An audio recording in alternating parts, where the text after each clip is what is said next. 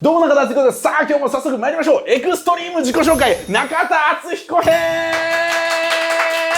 改めてさあよろしくお願いします。やってまいりましたエクストリーム自己紹介ねえ、これ必要だなと思いましてね。というのも私2019年4月にこの YouTube 大学っていうのをスタートしてですね、スタートしてすぐの5月ぐらいにですね自己紹介取ってるんですよ。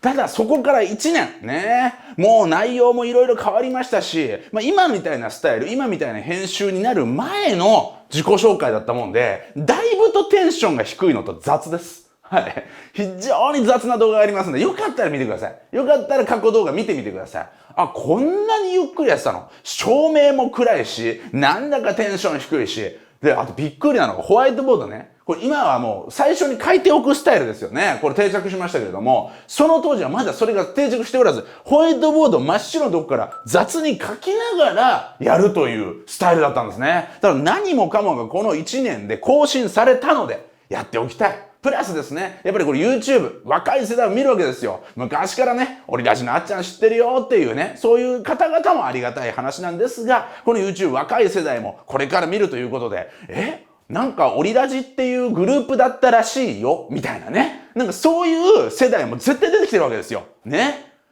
氷室さんと布袋さんってボーイだったらしいよって俺言ってましたからね。はい、いや、それボーイだろっていう世代にはボーイなんですよ。だけど、氷室京介さんと布袋寅泰さんをバラバラに知って、ボーイだったのみたいなね。そういうのって全然あるわけですよ。なので、世代ごとにですね、やっぱり私はこういう人物ですよと自己紹介改めて必要かなと思いまして、謙虚な気持ちでやらせていただきたいと思います。まず、中田敦彦、1982年生まれ。今年2020年で38歳になるんですね。9月に生まれました。どこで生まれたか。佐賀県で生まれてるんですね。はい。意外というね。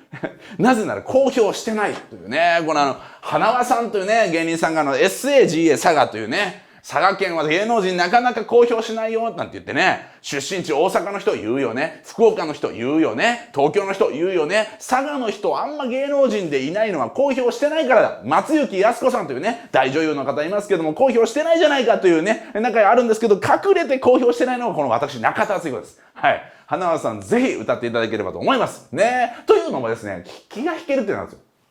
佐賀県で生まれて、もう1ヶ月ぐらいで大阪行っちゃうんですね。はい。父がね、転勤族なんですよ。僕の親父はですね、損害保険会社の会社員でですね、転勤族なんですね。会社にあっち行け、こっち行け、移動だって言われたらね、行かなきゃいけない。ね、そういうサラリーマンなわけですね。母は専業主婦でした。そしてその父親と母親のもとに生まれたのが私、中田敦彦。そして弟が一人いると。3つ下の弟が一人いるという状態の4人家族なんですね。両親は千葉県出身なんですが、佐賀県に行って、僕を産んで大阪県に、大阪府ですね。大阪県もちょっととんでもないミスでした。すいません。またデマばかりと言われますね。大阪府ですね。大阪府行きました。これね、大阪府行ってね、9年間大阪にいるんですよ。ね。これだから生まれてから小学校3年生まで、ね、小3までですよ。いたんですけども、この大阪の高槻市っていうところにいて、小学生やってましたね。その頃はね、なんかいろいろやってた気がします。というのもね、僕あんまりその頃のこと覚えてないんですよ。大阪時代のことあんま覚えてなくて、関西弁を普通に使ってました。両親は関東弁というか標準語なんですね。千葉県ですね。だけど、僕と弟は大阪で、関西弁を使うようになったんですね。ところが、小4の時に山口県にね、引っ越しますね。はい。大阪の頃何やってたかなーって思い出すと、少年野球やったりしてたかなぐらい。本当にそれぐらいの記憶しかない。ごめんなさい。僕ね、でも大阪の小学校にね、行ったこともないんですよ。戻ってもいないんだ。そう。仕事でね、山口の方の小学校に戻ってるんですね。小学校4年生の頃から山口に行って、そこら辺から物心ついてるんですよ。遅いっていうね。皆さん物心、幼稚園ぐらいから覚えてるよってこといると思うんだけど、あんまり覚えてないですよね。小4ぐらいから記憶が定かになる。これ私です。はい。小4ぐらいからですね、じわじわとですね、こう慣れてきて、小5、小6で非常に楽しかった覚えがあるんですね。はい。もうすごい活発でした。サッカー部入ってましたね。レギュラーでしたね。ディフェンダーだったんですけれども、結構レギュラーで、スポーツもできたし、勉強もね、結構成績、何もしなくても、ある程度できた。あ、思い出した。大阪で塾行ってたんだ。大阪で塾行ってたんだ。最初にね、結構厳しめの塾行かされるんですよ。ね。敦彦、お前はなと。親父に言われるわけですよ。転勤族だから。もう佐賀から大阪はもう長くはないってことを親父は分かってたんですよね。転勤族だから、お前はどこへ行ってもいじめられないように、やっていけるように、ね。レベルがまちまちだろ。行く場所によっては学校のレベル上がるかもしれない、下がるかもしれない。普通ではいけないんだ。いい成績を常に取っておけば、どこでも悪い成績にはならないから、我々は転勤族だ。ね。ほんと、モンゴルのね、遊牧民みたいな、我々は遊牧民だ。強くあらなければならないとか言ってですね、勉強はしとけと言ってですね、大阪で厳しい塾行くんですね。思い出しました。記憶がこの撮影によって思い出されます。はい。いかにアドリブでやってるか。はい。大阪のですね、厳しい塾行ったんですよ。入塾テストを受けて。そしたらね、そのクラス配属されて、で、その塾がね、今じゃ信じられないんですけど、テストで成績が悪かった、子供をですね、先生がビンタするって塾だったんですよ。どこ入れられてんのって今思い出したら思うんですけど、すげえ激しい塾だったんです。ね。で、もう、カルチャーショックで、もう、成績がいい順に前に座るっていう、完全実力社会で、悪い点数取ったらビンタっていう、すごい塾だったんです。ね。しかも女の先生ですよ。女の先生よ。いや、なんかもうすごいんだよね、なんか。それで、私、わー勉強して、でもね、ここで、もう自慢じゃないんだけど、なんかできたんですよ。だからなんか足速いとか、なんか歌うまいとかあるでしょ。なんかできたんです。ちょっとできた。だから、ビンタされなかった。私されてないの。で、ビンタ見るっていう。そういう思い出。塾行く、勉強する、ビンタ見るって言って帰ってくるっていうね。そういう生活だったの。で、山口県に行くんですね。で、山口でサッカー部に入るんですね。J リーグブームが来たんですよ。キングカズの時代ですよ。読売ヴェルディとかの時代ね。それで、サッカーやろうって言ったらサッカーやったね。それまではいろいろやってた。少年野球を大阪の頃やってたんだけど、そこから、これね、今ここでこんな喋ってんだから、これめっちゃ長いよ。今日すごい長いから、覚悟してね。全然逆のエクストリームじゃねえかと。お前長いじゃねえか。お前どんだけ喋んだっていうぐらい今日やりますんで。もう本当に今日は、もう、中田敦彦の YouTube 大学大好きだよとか、中田ってどんなやつなのかもう、細かに知りたい人のための動画ですから、もう本当に余裕のある時にご覧ください。眠れない夜にね、小分けで見ていただきたい。はい、ありがとうございます。で、山口県行きましたね。サッカーやるんですよね。サッカー、これはやっぱりね、足速いやつとかいっぱいいるんでね、そういうのに比べるとあれなんですけど、意外とね、粘り強くてですね、その時ね、マラソンすごい速いやつがいて、なんでマラソン速いんだって聞いたらですね、いつも俺走って帰ってるからっていう、本当山口県っぽいですね。畑ばっかりなんですよ。田んぼと畑ばっかりで広い、もう本当に通学路が長いんですね。そこをですね、帰ってる、走ってって。俺衝撃受けて、そうか、才能というよりは、もう日々の積み重ねが驚異的なものを作るんだっていう衝撃受けて、俺もやるよって言って、そいつね、いっつも1位取ってる、マラソン大会で1位取ってるやつがいたんで、俺もやるって言って、俺もですね、こう走って帰ったんですね、毎日。そしたら、次の年の、小学校5年生の時かな、マラソン大会で3位になるんですよ、学年で。それのあたりのですね、粘り強さって、瞬発力というよりは、それでですね、レギュラーやってたんですね、サッカー部でね。この時は無双でしたね。サッカー部のレギュラーもやってましたし、生徒会長もやってたんですよね。はい。なんか生徒会長っていう名前ではなかったんですけど、どうも生徒会長ポジションだったんですね。生徒会長をやり、サッカー部でレギュラーをやり、その上でもう授業終わりでコントやってたんですよ。そのマラソン1位のやつと仲良くなって、もう一人仲いいやつがいて、その時ね、うっちゃんなんちゃんのやるならやらねばっていうね、番組大好きで、うんなんさんがコントやってるの見て面白いな、こういうのやってみたいって言って、コントをね、授業終わりにやる。勇気ありますよね。授業終わりに、これからコントやります、見てくださいって。そんな時間ないのよ。そんな時間ないのに勝手に、これから僕たちがコントやるので見てください。自信があったらね、みんな見てくれる。人気者だ。ね。生徒会長だし、サッカー部レギュラーだし、運動会も応援団長もやってるんですよ、私。応援団長やるんですね。赤組のね、応援団長やるんですけども、それもね、演出も僕が考えるんですね。応援団長をやりますね。で、そのマラソン大会1位のやつが副団長なんで、この2人でずっとなんかやってたんですけど、それで赤組の応援団やりますとか言ってね、みこしを作れとか言ってね、棒を渡してですね、箱を乗せてですね、で、みんなでですね、担いでですね、で、僕が乗ってですね、箱の中に隠れてて、顔面を赤く塗った僕がですね、校庭の真ん中に行くと音の盛り上がりとともに出てくるっていうね、ほぼ同じような、ずっと同じようなことで、武勇伝やパーフェクトヒューマンと同じようなことをその時からやってるね、バーン出てきて、俺ですとか言ってですね、赤組頑張れとかってそういうことをやったんですね。だから生徒会長、応援団長、あと騎馬戦の大将もやったんですね。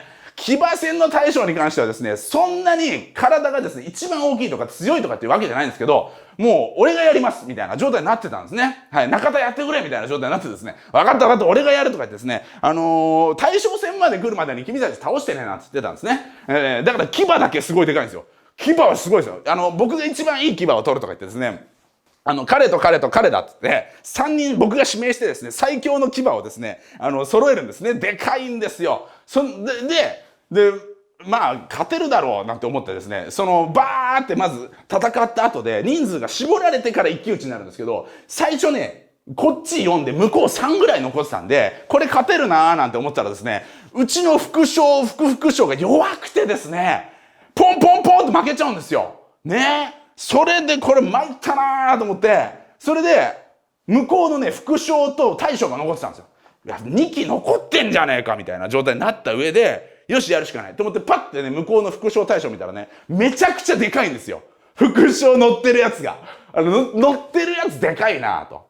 これあかんぞーなってですね、よしって。これは、騎馬戦の新しい考え方があります。騎馬たち集めてですね。いいですか？私ずっと思ってた。ね。結局騎馬戦って高さでしょですね。騎馬戦って上から帽子取ったやつが勝つ。だから高さなんですよ。で、あれ見てください。あれ高さ勝ててません。私じゃ勝てません。ね、そうですよね。じゃあ、かさ増ししましょう。皆さんこうやって持ってるこの騎馬。グッと上げてください。もういいんです。一瞬でいいからグッと上げてですね、もう超高層騎馬を作りましょう。それで行きましょうって言ってですね、それがですね、功を奏したんですね。いきなりですね、戦うぞってなったらですね、ブワー高くなってですね、その副将を僕はですね、悠々と取るんですね。それでですね、それを投げ捨ててですね、もう、さあ来いさあ来いってやるんですね。しかしね、良くなかったのは、それが大将戦で一発目だったらよかったんですよ。これがね、向こうの大将がそれを見てたわけですよ。だから、次も高くなるなってことが分かるわけですね。で、僕はですね、次も行くぞと言ってですね、よし行こう、これでも無敵だよって、誰もやんなかったらなんでだろうねとか言ってですね、バーンと高くなってですね、よし取ってやるぞって言ったらですね、向こうがですね、押してきたんですね。で、僕はそのまま倒れるってドーンってね、そういうずるいことをしては、痛い目に遭うというですね、そういうタイプでもあるんですよ。中田の結構原点で目立ちたがりの仕切りたがりのずるしたがりの痛い目見がちっていうそういう個性がこの大阪山口あたりでね結構爆発します。はい。ただ努力はするっていうね。毎日走って帰るとかはシンプルな努力はする。ね。その上で企画を立ててギリギリのズルをするがそれによって短期的に結果を出すものの、ものすごく痛い目にも合うっていう、そういう個性がこの山口県で開花します。はい。そんな中ですね、山口県にいる僕がですね、その調子に乗り出すんですね。これあと調子乗りがちっていう個性も持ってます。これ山口県で小学校で何もしなくてもスポーツもテストもできたおかげでですね、受験をすることになりまして、親がとにかくね、この大阪の頃からなんか敦彦勉強できるっぽいってなってですね、とにかくいいとこ行かせろ、いいとこ行かせろという風になるんですね。それで山口県でもですね、中学受験するね。山口大学附属中学というね、この山口の中ではすごくね、由緒正しい中学校をね、受けて受かるんですね。で、そのあたりからですね、山口の中学、集められたエリートの中学生たちはどういう奴らがいるんだってね、言いながら、最初はですね、これ学年でも普通の成績なんですけども、普通の成績か、こんなもんだろうなって思ってたんですが、そのあたりからですね、サッカーよりも勉強に飲み込み出すんですね。というのも、サッカー部でですね、練習きつくなってくるんですよ。小学校レベルではレギュラー出てきたけど、中学校レベルだとまたちょっとあるある。上級生も出てくる。体格差も出てくる。これ参ったなぁ。これちょっとこれポテンシャル低いんじゃないって私思いまして、サッカー部で通用しないかも。俺 J リーガーなれないかも。半分 J リーガーなりたかったんかいってことなんですけど、J リーガーなれないかもって思った時にですね、もううちの親父に聞くんですね。親父とね。親父、人生ってさ、才能と努力どれぐらいの比率で、結果出るもんなのって聞くんですね。そしたら親父がですね、親父も、頑張ればなんとかなるとかって言ってくれるタイプじゃないんですね。まあまあ努力云々もあるけど、才能はでかいってシンプルに言ってきて、じゃあ俺 J リーガーなれないねって言って、サッカー部すぐ辞めに行くんですね。はい。ハーフタイムでもう顔が青ざめてくるのでやめさせてもらいますって言ってですね、それからでもどっかの部活には入らなきゃいけないぞなんて言ってですね、そうですね、なんて言ってですね、じゃあどうしようかなってね、それで茶道部に電撃移籍するってね、なんで茶道部にっていうね、なんかサボっても怒られなさそうっていう、まあそれもズルですね。でそれで、スポーツやめて勉強だってなるわけですね。だから得意なことに絞ろうっていうことをやり始めるんですね、このあたりで。まだここですからね、皆さんね。はい。で、東京に転校することになるんですよ。これはね、本当に僕にとってはまあラッキーだったというかね。山口県でそこから頑張るのもいいけど、なんかいつか東京行きたいってどっかずっと思ってたんですね。いつか東京でなんか実力試したいなーみたいなね。そう思った時に親父の都合で東京行くぞってなったんで、よしこれはって。で、中学校の編入試験を受けて、中学3年生という中途半端なタイミングで東京に来るんですね。そのあたりでもう勉強一本で行くことと、東京で頑張るっていうことがまあ決まると。そんな中ですね、勉強を頑張るのに一番無駄なのが、結局部活とか、課外授業とか、ね、そういうことだなと思ってですね、超効率化を目指していってですね、友達を無視するっていうのを始めるんですね。挨拶を無視するっていうシンプルに、友達との楽しい時間が受験には無駄だろうというですね、仮説を立ててですね、挨拶を無視しだしたらですね、東京で転校先でとんでもない嫌われ方をするというですね、勉強に集中をするためにですね、挨拶を無視したところ、とんでもない目に遭うというですね、まあ、学びですね。はい、学びがありました。それでまあ成績はすごい上がったんですよ。それでもうね、高校に入学することなんです。この高校はいい高校なんですよ。東京学芸大学附属高校ね。ぜひね、偏差値ランキング見てください。もうベスト10に常に入り続けてる。日本でベスト10に入り続けてるこの高校。ね。はい、もう自慢です。ね。この高校に入ったですね、僕はもう、まあ天狗になってましたね。はい。私はもう東大受かりますと。はい。もうここはですね、東大合格者数ランキングがすごいんですよ。ね。もうトップ10ですからね。だからもうみんな東大か医学部かみたいなね、とこですね。だからもう国立の大学か国立の医学部かってそういう高校なんですよ。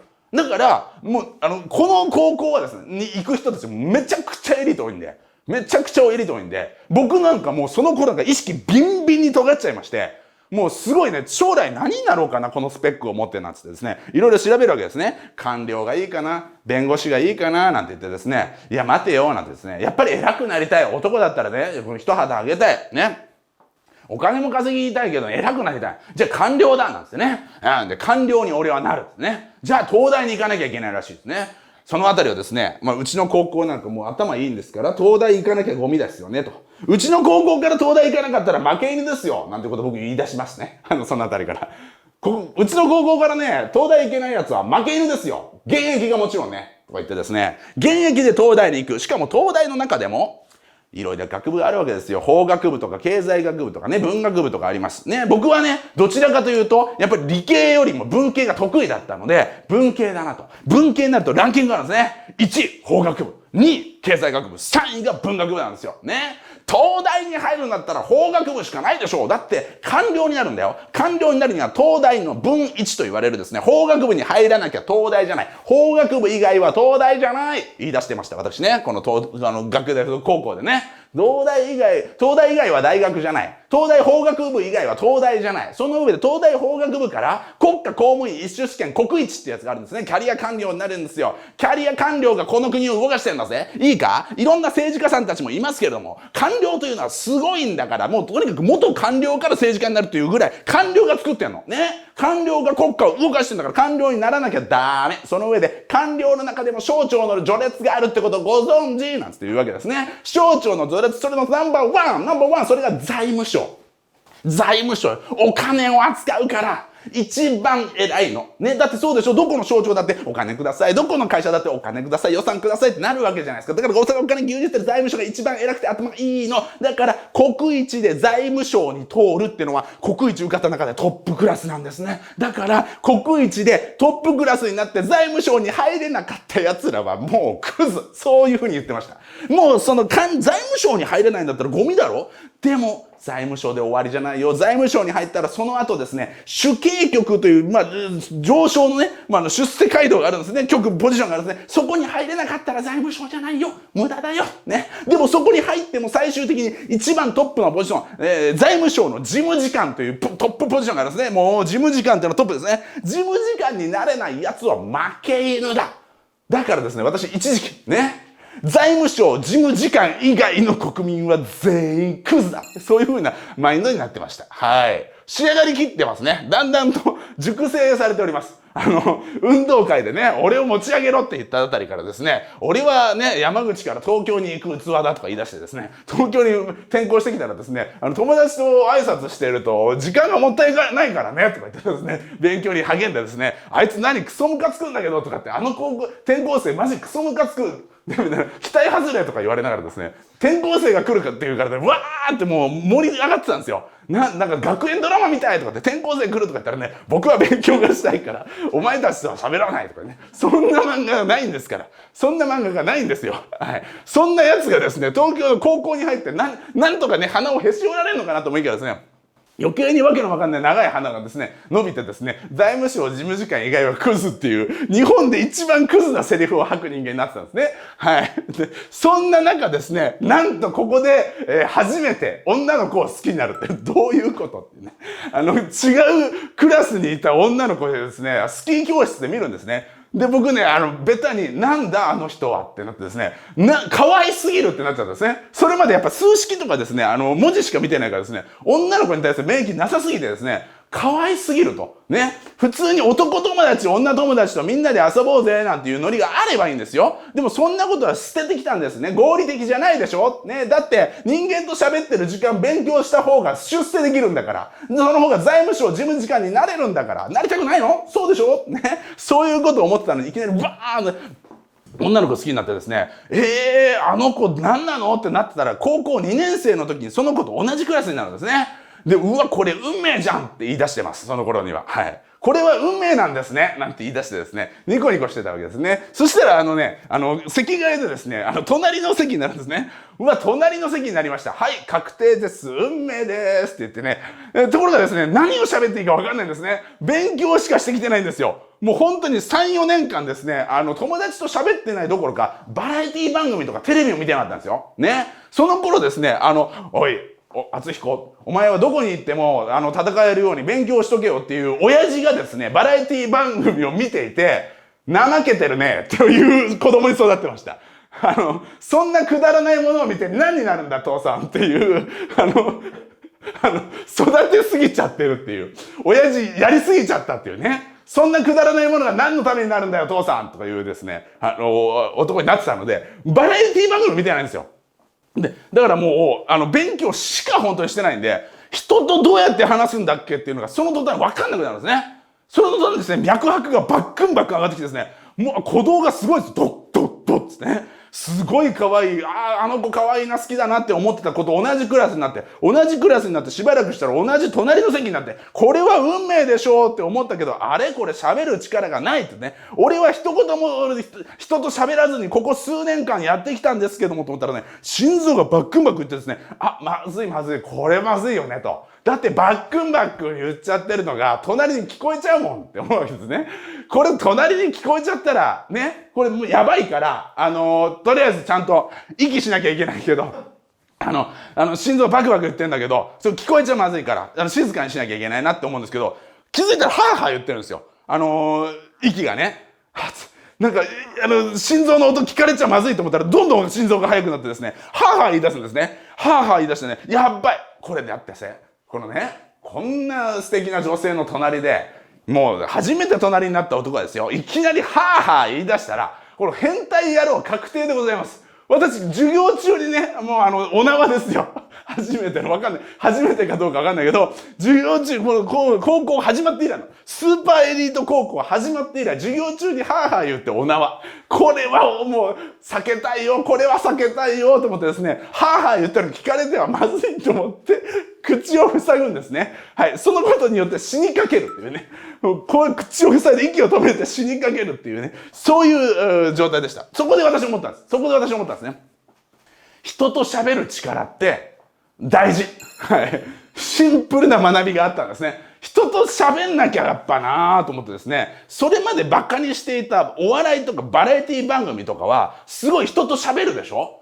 これ気になるわって言ってですね、それまで見てこなかった教材一気に見ようって言ってですね、バラエティ番組、ラテ欄全部バラエティ番組と、バラエティ、ニュース、ドラマって3種類ぐらいあんだなって言って、バラエティ番組全部丸するんですね。そしてそれを弟に渡してですね、この丸した番組を毎週全部撮ってくれって言うんですね。で、その頃 VHS っていうね、ビデオテープですよ。まだこんなスマホとかないじゃないですかね。ビデオデッキ、ビデオテープでね。で、僕量販店のその安い VHS 大量に買ってきて、それをドンと積んでですね、安いお金をですね、弟に渡してですね、これで全部VTR でギチギチにしてくれって言ってですね、おう、分かった兄ちゃんとか言ってね、これきついんだけどって言ってね、これなんか録画し始めたらこれ結構エグい作業なんだけどって、うるさいな、契約期間は半年って言ってるだろうとか言ってですね、ものすごいひどい労使問題になるというね、そんななんか弟から仕上がってきた VHS をですね、ひたすら見るんですよ。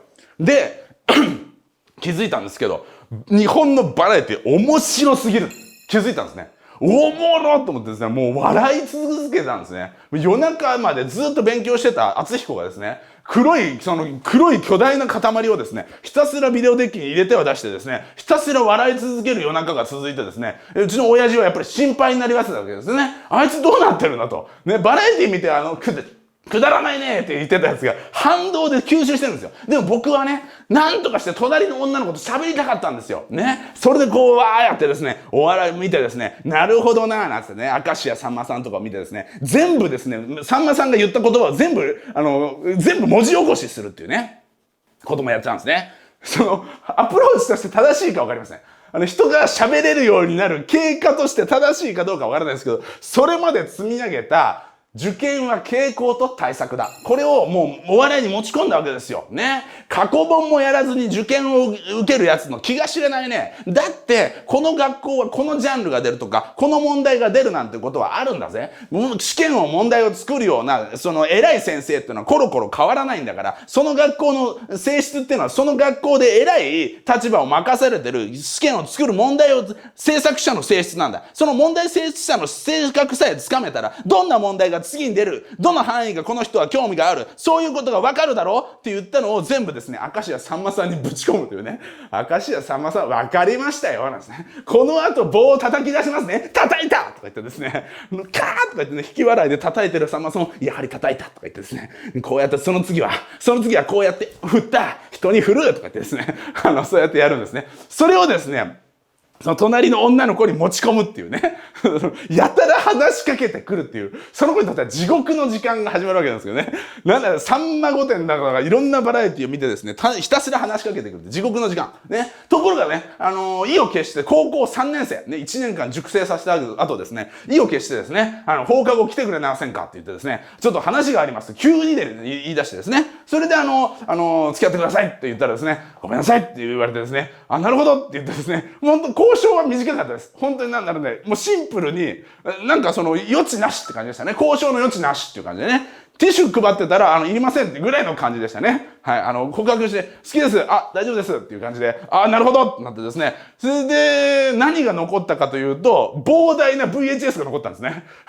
手元にね。これどうすんだよっつってね。これあの子と付き合うためのこれ膨大な VHS、これどうすんだこの野郎っつってね。でも待てよとか言ってですね、お笑いおもろとか言ってですね、お笑いにハマってたんですね。気がついたらその子よりもお笑い見てたから、お笑いが好きになっちゃったんですね。で、お笑い好きだわーとか言ってですね、言ってたんですけども、うちの親父がね、そのあたりから釘刺しに来るわけですよね。うちの親父のね、母親である祖母もね、結構教育熱心な人ですね。うちの親父を作った人ですからね。敦彦なんてですね。なんかお笑いとかそういうの最近見てるらしいじゃないなんて言って、ね、祖母に言われるわけですね。ああとか言ってね、おもろいよとか言ってですね。あんなのやめときな。もういきなり言われるんですね。あんなのやめときなって言われるんですね。もうすごいです。職業差別っていうね。バッチリ職業差別っていうね。あんなのやめときなって言ったらね、親父がね、まあまあとか言ってですね、出てくるんですね。あ、親父なんかまともなこと言ってくれるのかなと思ってな。その通りだ。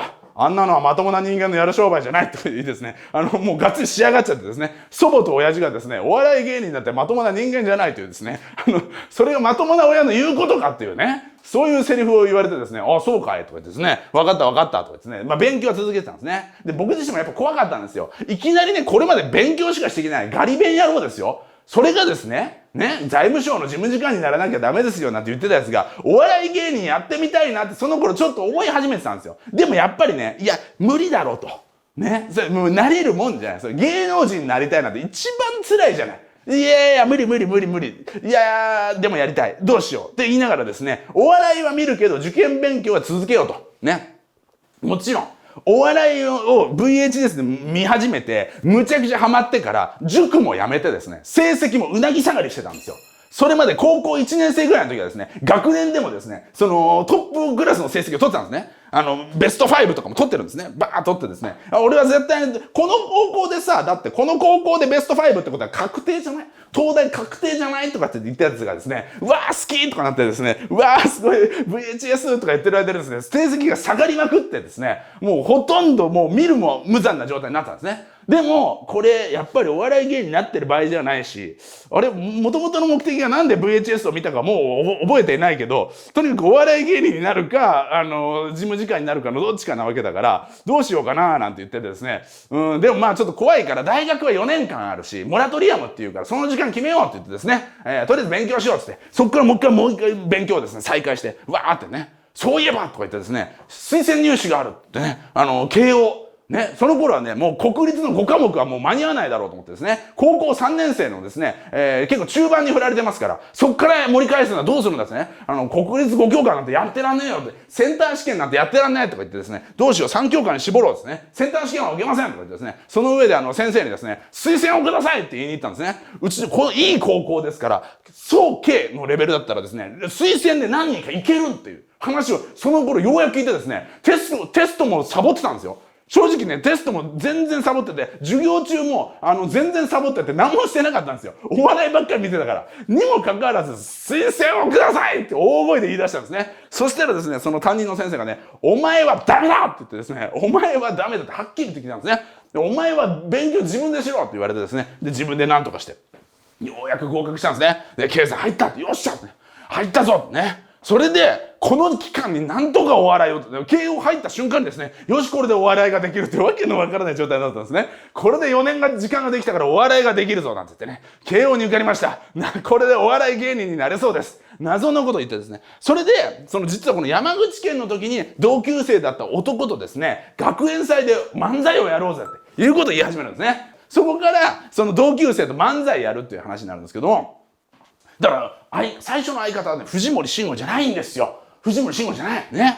同級生とやるんですね。で、同級生とですね、やって、で、そいつが結構ね、イベントとかを仕切りたがる人でね、それで教室をね、学園祭で教室を借りてくれたり、他の大学のお笑いサークルの芸人さん呼んでもらったりして、で、僕はですね、当日ね、ライブのね、チラシをですね、こう学園祭で配るんですね。それまで人と喋るの怖いとか思ってたけど、半年間かけて準備したんですよ、ネタを。もう書いては直して、書いては直して。もうね、その相方からするとですね、中田とは練習しても次の練習の時ネタ変わってるから、なんとかなんないのかって言うんですけど、自信がないわけですよ。ね。もうとにかく怖いから練習するたびになんかこれじゃ受けない気がするっつって、練り直して、もう何回も原稿変えるんですね。それぐらい、思い入れがあったので、もうここで受けなきゃ、もう才能なし確定じゃないですか。ね。あんだけ勉強の事務次官とか、もしくはお笑い芸人ってやったのに、これで才能がないって叩きつけられたら、もうダダ滑りしたらもうおしまいだっていう恐怖感で、もう何回もネタ書き直して、その上で客が入んなかったらどうしよう、お客さんが入んなかったらどうしようって恐怖感で、もう怖くて、もうビラを自分で書いてですね、で、もう束を印刷してですね、相方にはですね、教室で、他の芸人さんのね、アテンドとかしてもらいながら、俺が客集めるからっつってですね、うわーって駆け出すんですね。で、お笑い見てください面白いですお笑い見てください面白いですって言ってですね、もうそんなこと言えるやつじゃなかったんですけどね、やっぱり必死だったんですね。なんとかして、一生懸命受験して4年間のモラトリアルムを得たのはこのためだって言って何のためにお前慶応入ってんだっていう、もうだからパニック状態。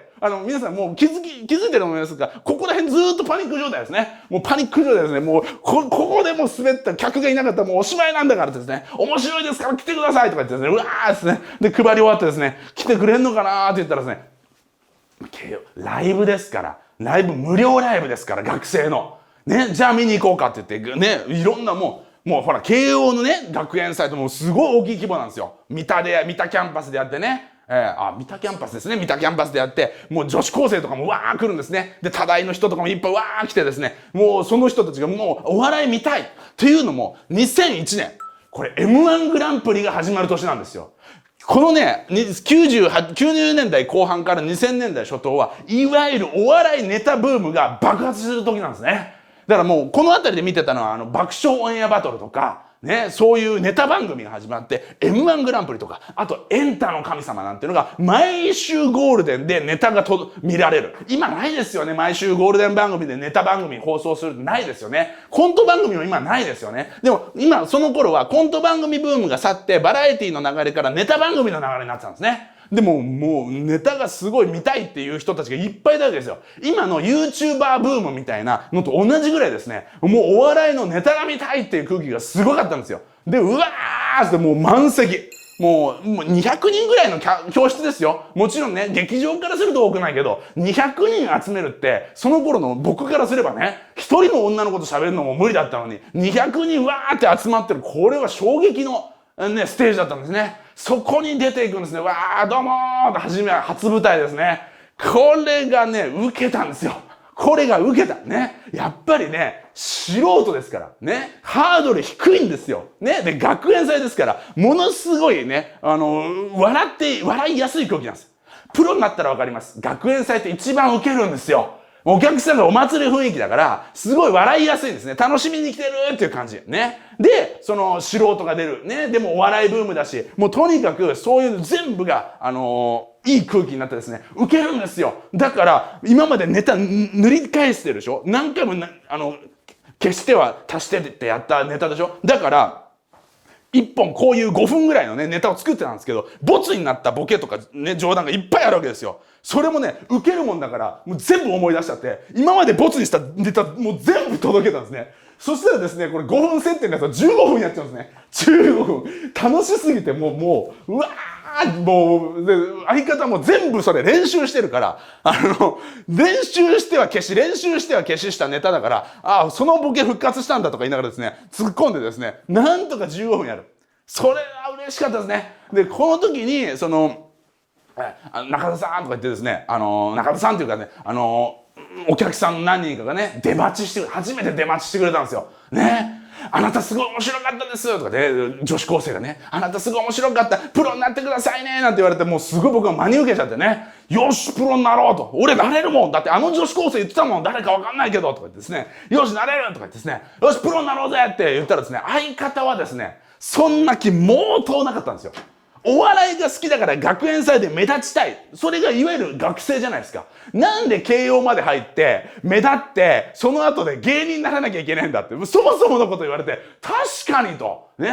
俺はお笑いでもうその学園祭で一個成し遂げたから、次は俺は空手がやりたいって言ってですね、空手部に入っちゃったんですね。で、俺は、プロになるために一緒にいたんじゃなかったよね。そうだよねってなってですね、しょぼーんとしてしまうんですけれども、そのあたりからですね、バイトに行き出すんですね。というのも、大学で初めてできた彼女とですね、別れて、同じクラスのですね、仲良かったね、男の子と付き合い始めるっていうことで、非常に居場所がなくなるという、いわゆるあるあるですよね。で、お笑いももう、なんか、相方がいなくなって、クラスの、好きだ、嫌いだみたいなのも嫌になっちゃって、大学サボり出して、バイトにのめり込むんですね。それが親父のコネで入った、保険会社の自己受付なんですね。はい。親父のコネで自己を受け付けるっていうところのですね、末端をやるんですね。そこで出会ったのが藤森だったんですよ。で、その時にはもう完全にお笑いも挫折してるし、もう女の子と付き合うっていうのも一瞬で崩壊して、もう何も楽しくないっていう状態になって、バイト先で腐ってたんですね。で、バイトも真面目にやってなかったんですね。ね、それで電話受付なんですけど、その電話を受け付けた後ですね、雑談のところでね、やたらとね、そのフラストレーションを解放してですね、やたらと喋ってたんですね。お笑いはやりたいけど、もう諦めた。でもね、もう、彼女ももう振られたし、もうここで喋ろう。ね、夜勤ですよ。深夜の電話受付の合間でですね、もうとにかく電話はとりあえず受けてですね、はい、そうなんですね、大変ですね、とかって、本部にお送りしますんで、とか言ってね、終わったらですね、わー喋ってですね、その中に藤森くんがいて、で、藤森くんはどういう人だったかっていうと、何でもいいから芸能界に入りたいっていうシンプルなチャラ男だったんですよ。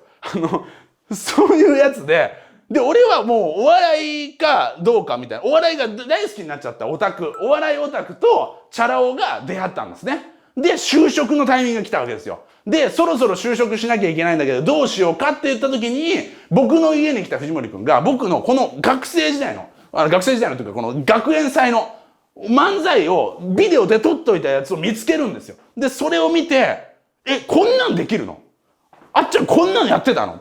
漫才やってた、ね。じゃあこれやろうぜって。これでさ、デビューすんだよ。そしたら、絶対売れるって言うんですね。いや、売れないよ。これを見てそれで売れないから、そんなすぐ売れるもんじゃないんだよ。お笑いお前知らないだろ。俺は知らない。本当に知らなかったんですね。お笑いを一本も見たことがなかったんですよ。だから漫才もコントも知らない状態で見たから、もう面白すぎたって言ってですね、だからもうひよこが初めて見た鶏みたいな感じでですね、最初に見たお笑いが僕だったんですね。だからこんな面白いことやってんだったらいけるって言ってですね、組むんですね。それで吉本に入ると。で、僕は藤森と、お前は間違ってる。そんなデビューしてすぐ売れるコンビは存在しない。それでもいいんだったら行こうぜ。だったらやろうぜ。言ってですね、組んでですね、NSC って養成所入るんですね。こっからです。今何分経ってます？ 1 時間ぐらい経ってる？ 40分。オッケー。行ってみよう。吉本の養成所入るんですよ。この養成所が面白いんだ。養成所が面白いんだ。今までね、スーパーエリートルートを歩いてきたんですよ。ね。その山口県で一番いい中学校、東京でもうトップ10の、ね、日本でトップ10の高校、そこから慶応、ね。その上でですね、もう他の奴らも、同じ大学の奴らももう一流企業とかのね、もう就職とかしてるわけですよ。そんな中で、おい、中田どうすんのみたいな。中田さ、なんか最近お笑いやってるらしいぜ。みたいなことを言われながらですね、NSC 行くんですね。バカ野郎とか言ってですね、俺には夢があんだバカ野郎とか言ってですね、お前らは後で吠え面書くぜ、なんつってですね、やってやんぞ、つってね、NSC 行くんですね。NSC を知らないな、お前らはね。東京で一番、いや、日本で一番でかいお笑い事務所の精鋭が集まる、お笑いの養成所のトップオブザトップ、それが NSC、ニュースタークリエーションだ。その歴史は古い。大阪で一期生ができたのが、俺が生まれた頃だ、1982年。一期生はすごいぞ。ダウンタウンさん、トミーズさん、ハイヒールさん、それを養出してる。そこから東京校だけじゃなくて、それから大阪校だけじゃなくて東京校も出たんだ。東京校には品川庄司が出てるんだぜ。品川庄司さん。その時もう爆発的にね、ヒットしてたんですね。ブワー、もうあらゆる深夜のネタ番組、もう品川庄司。もう僕もね、研修のために見に行くぞ、藤森。ルミネ座吉本っていうのは2001年できてですね、新宿の駅の上なんだよ。超いい立地に劇場ができたんだよ。これはすごいことなんだ。見に行くぜっつって見に行って、それでルミネ座吉本の若手の一番安いライブ。安いライブは1500円ぐらいで見れる。いいライブはタレントさんとか有名人も出るけど4500円ぐらいしたんですよ。だから4500円はちょっときついから、1500円でいいから見るんだよって。ルミネ座吉本を知るんだよ。いいか、これがお笑いの殿堂なんだ。見に行くんだっつってですね、1500円で払ってですね、若手のライブ見に行くんですね。そしたら僕はね、お笑いマニアだから、あの人も深夜番組のネタ番組見たことあるってね、いう人が出てきて、ネタやってて、面白いだろってね、言っててですね、その上で品川庄司さんがですね、サプライズでパッと出るんですね。そしたら見に来てた女の子がギャー、もう鼓膜破れんじゃねえかなくて、品川庄司ギャー、鼓膜がすごいみたいな。それで終わりで劇場の外出たら、もう女の子がブワー、もう品庄の庄司さん囲まれてて、もうサインしてあげるからねみたいな。これがお笑いだよ。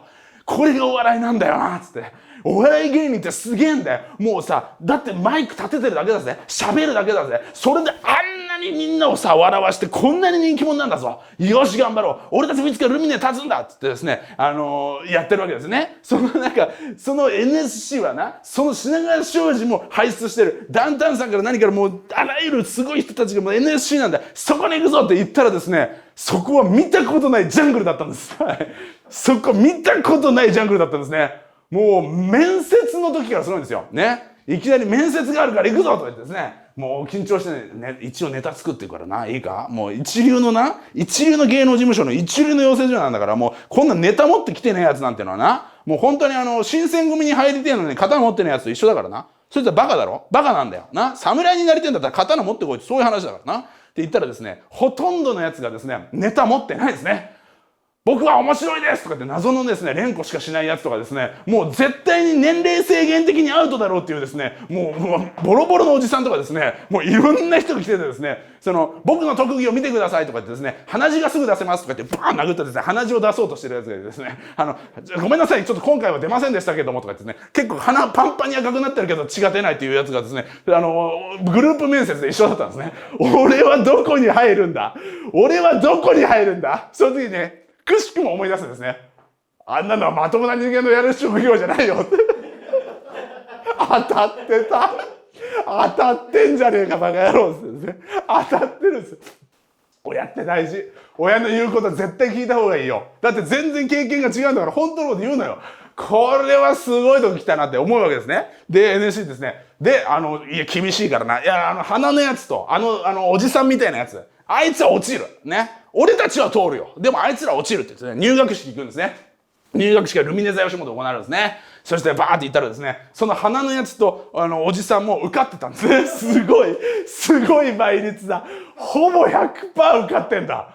だって絶対に滑ってたんですよ。絶対に滑ってたし、絶対に面接官が顔をしかめて、もう分かりましたからとか言ってたのに受かってんだから、これはすごいとこ入ったんね。そこからですね、授業が始まるんですけどね、もうすごいんですよ。もう生徒もすごければ先生もすごいんですね。全員がですね、もうなんか見たことない、本当にですね、軍隊ですね。もうコメディアン軍隊が始まるんですね。ゲースみたいな、はーいみたいな、気をつけはーいみたいな、なんかすごいね、もう一期上の先輩がですね、その指導員としているんですけど、その人たちがですね、とんでもないぐらい怖がらせてくるんですね。おいお前らみたいな。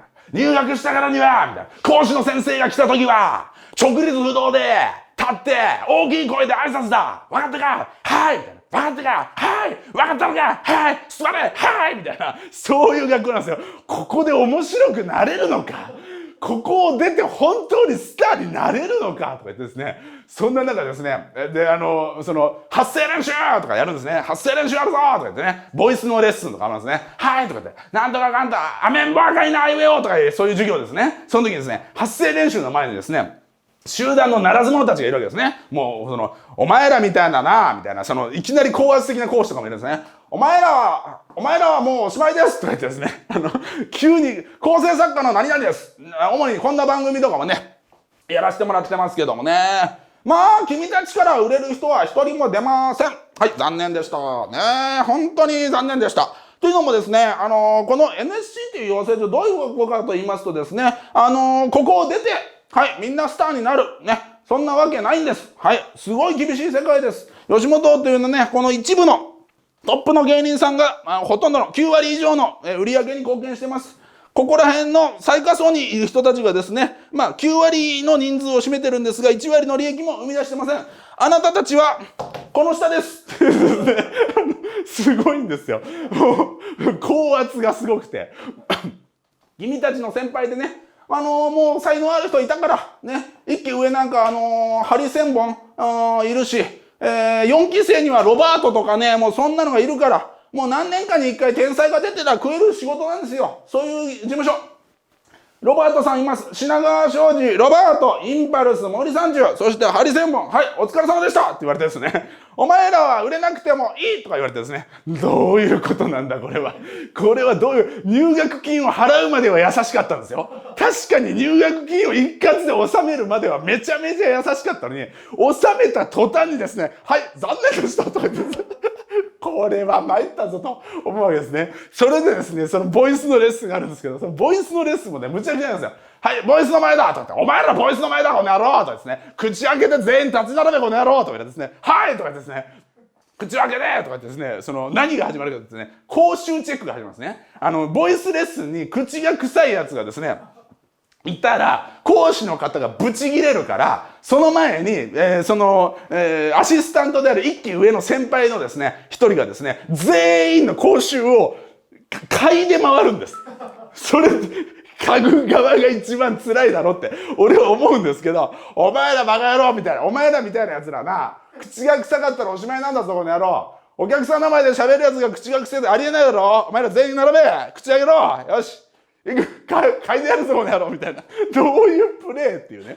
女性もいるんだよ、女性芸人もいるんだよ。もう男女とか人権とかないんですよ。バーン並んで、はぁ、息吐け、はぁ、合格、息吐け、はぁ、合格。これが毎授業前にあるんですよ。毎授業前に。で、遅刻しようものなら、罰が待ってください。あ、すいません、遅れました。遅れましたじゃねえ、この野郎、バカ野郎。おい、名前書いとけってね。明日坊主だって。坊主なんですよ。すぐ坊主になるんです。すごいですよ。もうすぐ坊主にするんですね。しかもですね、おい、普通の坊主になれると思うなよと、ちょっと待ってくださいよ。普通の坊主になれないんですかって言って、それでですね、どうなるかというとですね、お前はこうだとか言ってですね、坊主になったらまだいいんですよ。だけど、普通に髪があるのに真ん中だけ剃られるんですよ。真ん中だけ剃られて、これでもうバイトできねえぞ、この野郎とか言ってね、どういうことしたいの？もう本当に、地獄絵図ですよ。まだゲリラ戦は終わらないんですかって、もう泥だらけの状態ですね。もう本当に、まだ援軍が来ないのかみたいな、そういう状態なんですね。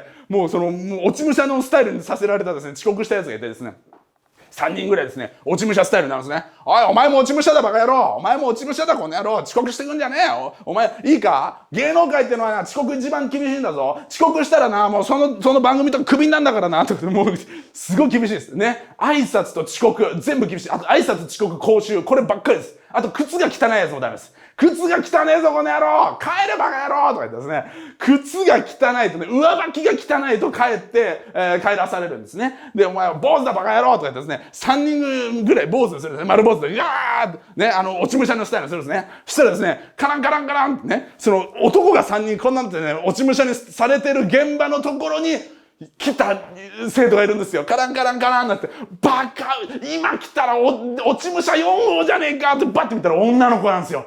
女性芸人志望者なんですよ。で、それ見てですね、はぁーとか言って、地獄見て、ブルブル震え出してですね、おい、何してんだこの野郎、入ってこいとか言ってですね、おいおい、マジかと。女性にもすんのかっつってね、思うわけですよ。ね。したらですね、その子が泣き出してですね、すいませんでした、すいませんでした、とか言ってですね、おい、俺がな、男女関係なく、な、男だから女だからって分けると思ってんのかって、分けろよ、せめて分けろよって思いながらですね、すいませんでしたって、これ地獄です。どうなったかってですね、その同期の中のね、男の一人がですね、ちょっと待ってください、先輩とかですね、どうしたこの野郎とかってね、俺が代わりに落ち武者になりますからっていう、もう普通恋愛ドラマですよ。急にトレンディー、これ聞いたことないけどね、俺が代わりにお前の代わりに落ち武者になるからっていうセリフをですね、同期が言うんですね。すげえなお前、男だぜよこいつは、男だぜっつってですね、それで面白いじゃねえかバカ野郎とか言ってですね、お前来いとか言って、お前はじゃあいいよ座れよ女とか言ってですね、お前そってやるよとかって落ち武者になるんですね。バーってね、ふわーってね、あいつかっけえな、あんなかっこいい落ち武者俺初めて見たぜっていうね、かっこいい落ち武者っていいんだなーなんて思いながらですね、したら翌日もですね、おい今日も遅刻してくるやついねえだろうなーっつったら、カランカランって言ったらですね、昨日その女の子を助けて落ち武者が遅刻してきたんですね。おめえ遅刻してきてんじゃねえぞってですね、落ち武者のここをさらにね、右側だけ反られてここだけ長いっていうね、そういう学校です。どうでしょう、入りますか？はい、そういうもうとんでもない、もうみんながとんでもない学校なんですよ。まだまだ話したいね。リズムの授業ですとかね、楽器を持ってきてくださいとかですね、ペットボトルにお米を入れてきてくださいとかね、マラカスの代わりにペットボトルにお米を入れましょうとかね。で、それをシャカシャカ鳴らしましょう。別にマラカスでもいいんですよ。ね。お米じゃなくてもいいんですけど、なんか、マラカスの代わりにお米をね、シャカシャカするために、入れてこいってね。なんだその学校って、俺もう大人になってんだぞってね。もう成人に近いんだぞ。大卒だぞ。俺慶応出てんだぞってね。そういう、だから慶応は在学中だったんですけどね。まだ俺慶応生だぞとか言いながらですね、なんでこれを米入れてんだろうなとか、シャカシャカ言いながらですね、行くんですね。そしたら、おい、全員持ってきたかこの野郎とか言ってですね、おい、マラカス持ってきたから聞いてんだバカ野郎とか言ってですね、持ってきましたとか言って、はい、持ってきましたはい持ってきましたってね、その中に一人ね、炊いた米持ってきたんですね、はい、持ってきましたバカ野郎とかね、振れねえじゃねえかお前振ってどうなんだなんか美味しくなりそうじゃねえかとか言ってですね、お前帰れみたいな、そういうですね、学校です。そこで、俺はね、ここだけどネタを見せりゃいいんだと思ってね。とにかく他の授業はほぼ全サボりしたんですよ、僕はね。そういうリズム感の授業とか見て、マラカスを振る。はいはい。変なダンスを踊る。はいはい。とにかく口の匂いを嗅がれる。はいはい、わかりました。中田全サボりしました。で、ネタの授業だけ出たんですよ。いいか、藤森。これ、仕組み分かったから。この学校は多分おかしい学校だ。だから、ネタの授業だけ出ればいい。それでできてる。これ不安な思うかもしれないけど、ダウンタウンさんだって、ナインティナインさんだって、真面目に授業出てなかったっていう記録が残ってるんだよ。だからエリートは真面目に出なくても、面白ければ事務所は欲しいだろ。だから真面目に出てる、バカな面白くないやつより、真面目に出てない面白い才能あるやつの方が絶対欲しいだろ。だからそれでいいんだよ。って言ったんですけど、藤森はですね、それも一理ある。でも俺はやれるだけやるっつってマラカス振ってました。真面目だな、あいつって。お前さ、なんであんな変なダンスとかさ、リズムとかさ、口の匂い嗅がれてさ、何がやれることはやるなんだよ。いや、だって入学金払ったから元取らないとって言ってね、元を取るの発想がもう違う。それバイキングの時言うやつだから。それビュッフェの時言うやつでしょ、元を取りたいっていう。他が全部もう爆弾みたいな状態でなんで元を取っちゃってんだろうってね、思いながらネタやったんですね。じゃあ最初漫才やるんですけどね、なんか手慣れてるね、なんて言われるんですけどね、はい、みたいな感じだったんですよ。手慣れてるし、なんかそこそこいいじゃん、みたいな感じだったんですよ。最初はね。だけど、なんかこのままじゃダメだなっていう危機感はあったんですね。なんかね、オリエンタルラジオって名前決まって、で、どうもオリエンタルラジオですって言って、漫才やる。ね。で、その学園祭でやったネタとかいっぱいネタ持ってたんで、それをやるんですけど、なかなかね、ズバ抜けるとかできないんですね。みんな素人芸ですよ。みんな辛いですよ。本当にね、もうテレビ出てる芸人さんって本当にどんだけ面白いかというとね、もう500人芸人になりたいやつが集まったってこんなもんなのかっていう人ばっかりなんですよ。これきついなぁ。これずっと見んのみたいな。そんな中でちょっとまともなネタすると、面白いなっていう風になるんですよ。なるんですけど、多分このままじゃダメだぞ、慎吾。つってですね。このままじゃ多分なんか、あんまインパクトないぞ。つってですね。そうだねー。なんですね。で、これね、面白い。これ、吉本養成所ってね、その、クラス分けがあるんですけども、その500人から10組だけ、10組だから20人だけエリートとして、分けられるんですよ。これが厳しい。20人こっち。で、それ以外は500人こっちみたいな。そういうクラス分けの仕方。もう、それまでね、もう本当に謎の軍団だったのが、お笑いのネタになると、やっぱ厳しいんですよ。そこの授業はかなり厳しくて、面白いか面白くないか、受けるか受けないか、やっぱそこはシビアなんですね。で、やっぱりそこはね、もう本当に笑い取るか取らないかだけでしかないんで、それでシビアに分かれてくるね。そんな中ですね、最初の選抜に入った時かな、その前ぐらいかな、に、これ普通に漫才やっててもダメかもって言ってできたのが、武勇伝だったんですね。これ養成所の時できたんですよ、実は。で、俺は最初に自信のある漫才をやった後に、あれこのままじゃ抜きんでれないって思った時に、藤森くんが、これ面白いんじゃないって言ったのが、僕が100本ね、作って養成所に行ったんですけど、100本のうちの15番目ぐらいに作ったネタなんですね。それが変なネタだったんですよ。いっぱい作ってるとだんだんいろんな味変えしなきゃっつって変なネタも書くわけですね。だから普通にボケて突っ込まない。で、僕がなんか変な武勇伝を言ったら彼が褒めるっていうだけの漫才だったんですね。それをやろうって彼が言ってきて、いや、これはダメだろうってね。特にその漫才には厳しいんですよ。吉本の養成所は。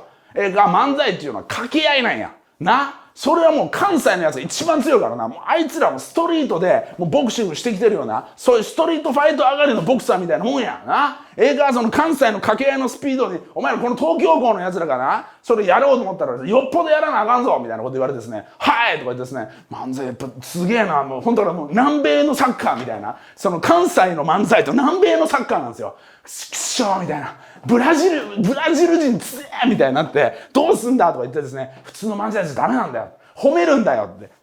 これだよっつって。これかよ。俺が深夜にノリで作ったやつ、やってみるかって言ってですね、俺の伝説を聞けよとか言ってですね、武勇伝っていうタイトルでもないんですね。俺の伝説を聞けよとかですね、何教えてよっちゃんとか言ってね、俺の伝説で何々をこうする、これをこうするとかってね、うわーかっこいいね、すごいねっちゃんとかそういうネタだったんですね。それをやったら、講師がですね、それまでめちゃくちゃ厳しい講師なんですね。その講師ってのはですね、もう本当にネタ見ないっていう講師なんですね。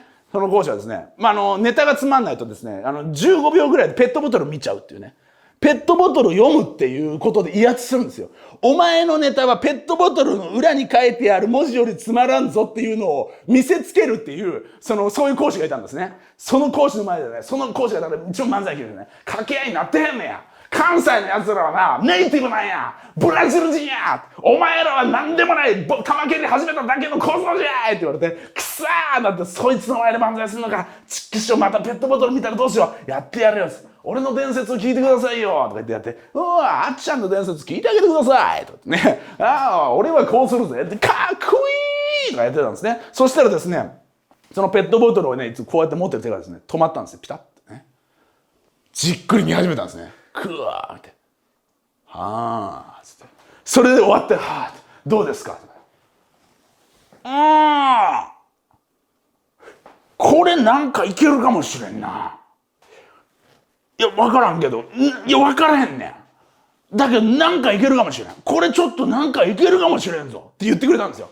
で、これなんとかしてみって言われて、初めてそんな風に褒めてくれたんです、その講師がね。よし、やってみるぞっつって、それを、もういろいろやってですね、うわーやってった結果武勇伝なの。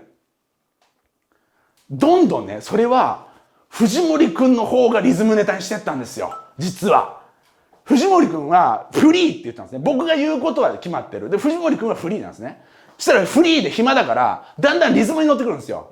そうなの、そうなの、そうなのとかですね。なんでそうなってこうなんのみたいな。だんだんリズムに乗り出してふざけ出すんですね。で、俺はですね、真面目に漫才をやろうとしてるのに、あいつだけがね、リズムに乗り出したんですね。そうしてこうして、こうなるのとか言ってね。だからなんとかで、こうなるのとかで、あいつの気持ちいいリズムしかもうやらなくなったんですね。そうなってですね、この野郎ふざけてんなと思って、俺がネタ喋って作って、で、隣で適当に褒めてくれりゃいいからって言ったら、リズム良くなっちゃってんの、こいつ。もう、俺だけ普通に喋って、こいつリズム良くなっちゃってんじゃないか。まあ、で、また講師にね、来週見せながら怒られるぞと思いながらですね、よしこいつ怒られろと思ってですね、やるんですね。よろしくお願いします。前回のネタバージョンアップしました。聞いてください。どうもレンタルラジオです。今日も俺の伝説聞いてくれよ。そうなの聞かせてよとかね俺のなんとかだ。そうなのこうなるのとかね。して終わった後にですね、こいつ怒られるぞと思って見てたらですね、その講師がですね、なるほどな、そうなったか。なるほど。で、ちょっと気になんねんけど、言っていいって言われて、いや、はい、でしょうねって思って、それは気になるのは隣でやたらとリズムに乗っちゃってるやつがいいんだもんなって思ったらですね、中田くん、なんでリズム悪いのって言われたんですよ。で、俺俺っすかって言って、俺ですかなんや、相方がめっちゃリズム良くなってるのに、君だけなんかリズム悪いなーって言われて、ヒップホップみたいに聞こえるけども、ヒップホップみたいにしたらええやないかって言われて、そうっすか。この人ヒップホップ聞いたことなんのかなと思ったら、隣で藤森がなんとかかんとかなんとかなのとか言ってるのが何がヒップホップなんだよと思って、ジブラ聞けよと思いながらですね、KJ とかジブラとか知らねえのかよと思いながらですね、で、俺のリズムを良くするのかなって言って、二人のリズムを良くしたあたりで、どうもー、オリエンタルラジオです。なんとかかんとかなんとかで、はい、なんとかかんとかなんとかやっていうのを続けたんですよ。そしたらですね、途中に武勇伝っていうのをね、ジングルを挟みながらやるのが完成形ですけど、それが最初なかったんですよ。だから超高速になっちゃって、なんとかかんとかなんとかで、なんとかかんとかなんとかよ、なんとかかんとかなんとかで、なんとかかんとかなんとかよ、やりながらね、酸欠して倒れそうになるんですね。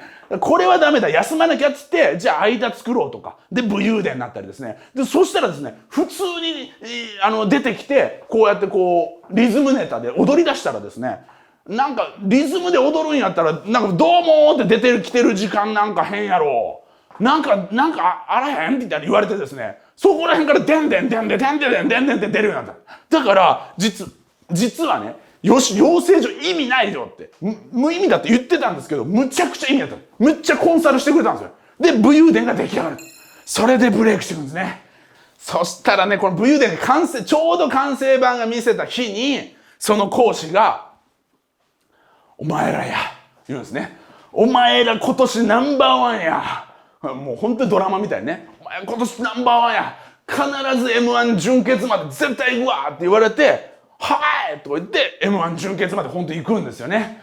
それでそこにですね、準決勝で敗退するんですけど、敗者復活戦に出るとですね、そこにはテレビ局関係者がブワーッと来てるんですよ。お互いの。いい若手いないかなっていう人がいるんで、そこでもう、オリエンタルラジオは在学中にエンタの神様に出ろっていう風になってたというお話なんですね。そこからはもう怒涛の勢いでした。ねえ、藤森に言ったんですよね、僕はね。お前間違ってるよ。デビューしてすぐ売れる。あるわけないだろ。ね、そんなもんじゃねえんだよって言ったんですけど、間違ってたのは俺の方だったんです。卒業と同時にですね、エンタの神様に出て、このエンタの神様も大変だったんだよ。エンタの神様はね、このね、五味和夫っていうね、天才プロデューサーがいるんですよ。もうその日テレのでかいスタジオで行くんですよ。オリエンタルラジオです。これがテレビ局か。汐留のバカでかい電通のビルの隣に日テレの新社屋があって、バカ的、これが巨大なメディア日本テレビだ。その中でですね、バカでかいスタジオがあってですね、エンタの神様収録中ですってね、オリエンタルラジオさん入りますものすごいですよ。もう巨大なスタジオの中で、うわーお客さんが座れるところ、でもうスタッフが何十人と動いてて、もう活気あるんですよ。もう毎週視聴率が 20% 以上出てるお化け番組皆さんで、もうスタッフもものすごい息がもう荒いんですね。次は誰々さんだ、次はなんとかの出番だからとね。その時に畑陽区さんがすごい人気で大ブレイクした時ね、次畑さんだからって言って、なんとかかんとかって言ってるのがですね、はいオリエンタルラジオこっち来いみたいな、こっち来てみたいな、はいみたいな言ってですね、五味和夫っていう人が座ってるんですね。ってね、この人がノーって言ったらノーなんですよね。この人がいいって言ったらいいんですね。そういう人がいてですね、その人の前でダンダンダンダンダンダンダンダンうわーとかね、かっけーとか言ってね、やってですね、みたいなやつですね。面白いね。なって、そのあたりでですね、ただこの五味和夫さんっていうのはすごくヒットさせる反面、芸人のネタを変えちゃったり、芸人の見た目変えちゃったり、なんだったら芸名変えちゃったりっていうこともする人だったんですよ。だからいい意味でも悪い意味でもエンタの神様って言われたんです、その人がね。で、俺はその武勇伝見せた後にその五味さんにですね、武勇伝かじゃあさ、二人ともで空手の道着着るのどうって言われたんですね。空手の道着かと思って、その畑陽区さん侍とかね、そのまちゃまちゃさんはね、マジャって言ってね、プロレスラーになったりとか、いろんなもうパッと見だけでこういうことやる奴らって分かった方がいいっていうのがエンタの神様だったんです。ただその代わり、バーンって売れるけど、その服が脱げないっていう。だから要するにバラエティ番組、トーク番組に出る時もその格好じゃないと、なんで侍の格好で来てくれないんですかとか、なんで海パン委員長で来てくれないんですかみたいになって、バラエティに行く前に消費されちゃうっていうの分かったから、来たーこれが五味和夫采配だ。空手着着ろって来たよってね。空手着着てくださいね。スタッフ全員がですね、もう五味和夫さんも神様だと思ってるんで、五味さんが空いてるんで空手着着てくださいって言われて、空手着っすか。いやでもそれ売れてその後ダメになっちゃうやつじゃないですかって。いやでもそれは分からないですよ。それはもうオリエンタルラジオの力があれば残りますし。いやでもって言ってですね、俺は嫌ですって言うんですね。俺は空手着着たくないです。俺はお笑いオタクだったからどうしてもその空手着で出るスタイルの芸人にはなりたくなかったんですよ。そしてもう喧嘩するんですね、五味さんとね。空手着でしょう。空手着が着たくないです。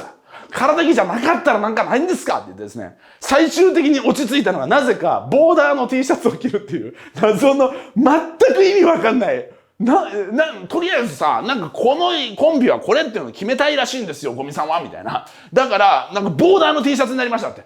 ボーダーの T シャツかって。で、ボーダーの T シャツ着て最初出るんですね。うわ、オリエンタルラジオですね。ところがそれの数字が良かったらしくて、だんだんと、オリラジってなってった時に、もうボーダーじゃなくて良くなりましたっていう気が来るんですね。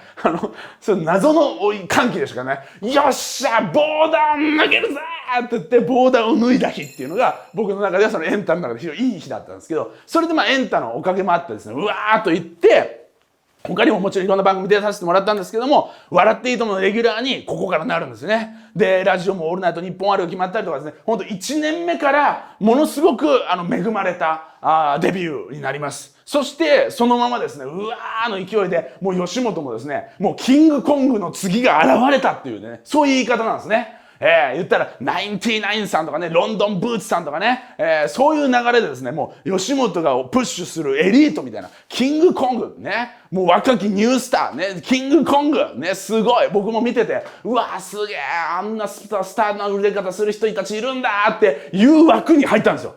オリエンタルラジオで行くぞみたいな、ドーンお祭り騒ぎですね。でも渋谷にも劇場作る。そこで毎日お前らライブやれとかですね、渋谷に劇場作る。毎日お前らライブやれ。はい、わかりました。毎日渋谷でですね、2時間ライブやって、その後いいと思うとかね、その前にいいと思うとか、その後オールナイトニッポンとか、もうほんと寝れない生活になるんですよ。ね、そのあたりもね、家に帰ったら次の明日の遅刻しそうだから、現場近くの漫画喫茶で寝ようってね、その方が効率がいいとか言って、ね、何の効率かわからないんですけど、漫画喫茶で寝て、クーラーガンガンで次の日声出ないっていうね、ことがあったりとか、もう寝れない毎日が続きました。でもやっぱりね、その時一番ストレス溜まったんですね。もう本当にバーン売れた。全く苦労しないで売れたから、もうやっぱりね、他の先輩ともね、ものすごいこう、圧力が生まれていたし、あいつら苦労知らず。俺らが10年かかってここ来たのに、あいつらなんで1年で俺らの代わりにここ入るんですかとか、いろんなことがあって、その中でしかも1年目ってね、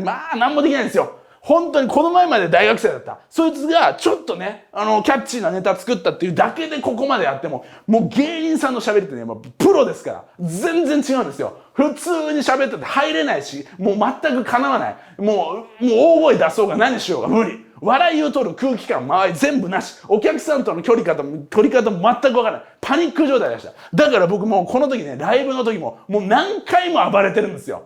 もう嫌だっつってですね、ずーっと毎日カメラの前やってたのにね、そのカメラを奪ってですね、お前たちを撮ってやるとか言ってですね、客が毎日俺を見るなら、お前らも見られる側になったっていうのをですね、カメラを奪って客を撮ったりですね、先輩がいるさなかでお客さんに切れて、先輩に掴まれてぶん投げられるとか、もう本当にむちゃくちゃでした。むちゃくちゃ。もう本当に毎日がもう大騒ぎで、そんな中深夜のラジオでもう相方との口論になって殴り合いしちゃうみたいな。もう本当に何なのあいつらっていう状態ですよね。はい。実力も足りてないし、その上でもうなんか大騒ぎ、ライブ大立ち回り、ね。その上でもうぶん投げたり、ぶん殴ったりとか、もう本当にそんな感じです。はい。そんな中でもですね、やっぱもう勢いが止まらないですから、2008年にゴールデンタイムに冠番組3本持つんですよ。これがね、言ったらロンドンブーツさんとか、キングコングさんとか、そういう人たちと同じようにですね、華々しいデビューのその冠番組持つんですね。フジテレビでオリキュン、日テレでオリラジ経済白書、で、TBS でドッカンね。なのでもう3局でね、ゴールデン番組。しかも TBS ではね、深夜に帯番組も持ってたんで、もう毎日テレビ出るっていう状態。その合間にゲスト番組出て、その上でライブを365日やるっていう、もうほんと鬼みたいなスケジュールになるんですね。で、これでわーやって、もうとにかく、オリラジ、もう本当に若いのに、もうすごい大人たちと仕事してました。たくさんの。でもその時のね、やっぱ生意気だったっていうね、恨みはね、今でも聞きます、たまに。あの頃オリラジと仕事したんだよって言って、あ、そうっすかみたいな。あん時さ、すごい嫌なやつだったよねみたいな。いや、やっぱりそうですかみたいな。あん時さ、後多分嫌なやつだったよねって来るよなと思ったら嫌なやつだったよねって来て、ですねとか言って、今もそうかもしれないですけどとか言いながらですね、やってる。そういう感じでしたね。ところがね、これがね、吉本史上初です。全部なくなるんです。これね、キングコングさんは跳ねるの扉っていうのがずっと続いたんですね。で、ロンドンブーツさんはロンドンハーツがずっと続いた。ナインティナインさんはめちゃめちゃイケてるがずっと続いた。ところがこれ全部終わったんですよ。吉本がゴリ押しに猛プッシュして全部終わった初めてのコンビ。だからもう過去最大の失敗作になってしまうんですね。あんなに勢いあったのに全部なくなったなった時のもうマネージャーすごかったですね。それまで俺の言うこと聞いとったらええねんお前らはなっていうマネージャーがですね、または頑張れって言ってですね、ゼロからやって言っていなくなって、江戸晴美さんのマネージャーになってましたね。はい、そういうですね、何もかも失ってですね、でもそこからはですね、いろんなこと言われましたね。もうおしまいだっていうね。で、どんどん忙しいけど仕事の規模はどんどん小さくなっていったり、どんどん立ち位置とか扱いが悪くなっていくんですよ。ね。で、もう終わった奴らみたいな扱いをされていくことになるんですね。で、そのあたりからですね、同期のハンニャとかフルーツポンチとかが売れ出してですね、あの時はオリラジのバックにいたんですよみたいなトークで盛り上がるみたいな。今終わっちゃってるけどねみたいな。そういう比較のされ方をされ始めるんですね。で、そのあたりがですね、これは何とかしなきゃいけないなと言って、もう何でもいいから仕事やろうと、いうことで、ひたすら僕はですね、クイズ番組とか出だすんですね。雑学王とか、あと一人でアメトーク、エヴァンゲリオン芸人とか。で、今までエリートやったのに、そんなことも喋るんや、みたいなことをやる。激しい仕事もきつい仕事もやりますと。僕らはごめんなさい、高飛車でごめんなさいでしたっていう位置で、何でもやるっていう状況をやるわけですね。で、僕はですね、比較的、使いやすかったのか、クイズ番組とかで結構仕事がね、ポポポッと決まったんですよ。ところが藤森くんはですね、何に使えるのかが分かんなかったので、ずーっと先輩と遊んでたんですね。で、結構揶揄され始めた時があったんですよ。それが、あっちゃんはなんかクイズとか出て頑張ってんのに、あいつ先輩と飲み歩いてるだけやで、みたいなこと言われ出すんですね。そんな中、一気に逆転現象が起きるんですよ。それが藤森慎吾チャラ男ブーム。これもね、僕にものすごい衝撃をらしましたね。僕も正直藤森どうしてんだって思ってたんですけど、それがですね、ガーンって大ブレイクするんですよ。彼はね、もうほんと先輩方にみんなにね、愛されて、夜の飲み会でですね、カラオケでですね、もう特に河本純一さんとかね、そういった先輩とか、高安年のトシさんとか、そういう先輩にですね、もうその夜のとにかくカラオケでですね、タンバリンの叩き方がどんどん上手くなってですね、で、シャンパンを飲んだりですね、コールをしたり、とにかくそういうのがですね、ひたすら上手くなってたんですよ。そしてそれがですね、ある日大ブレイクする。アヤマンジャパンっていうユニットのブレイクと合わさるように、彼はチャラいやつっていうことで大ブレイクして、この年ですね、君かわいいねっていうフレーズが、流行語大賞にノミネートされるんですね。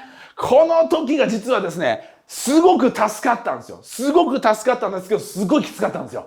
仕事がわーって増えるけど、これまでね、あっちゃんの言うことを聞いてれば売れるっていう風に頑張ってきた経緯があったわけですよね。で、僕が作った武勇伝があって、で、藤森くんがあって、で、やってきたにもかかわらず、だからどっちかというと僕が引っ張ってる意識あったんですよ。傲慢ですけどね。それがですね、全部、藤森のバーターになってくるんですね。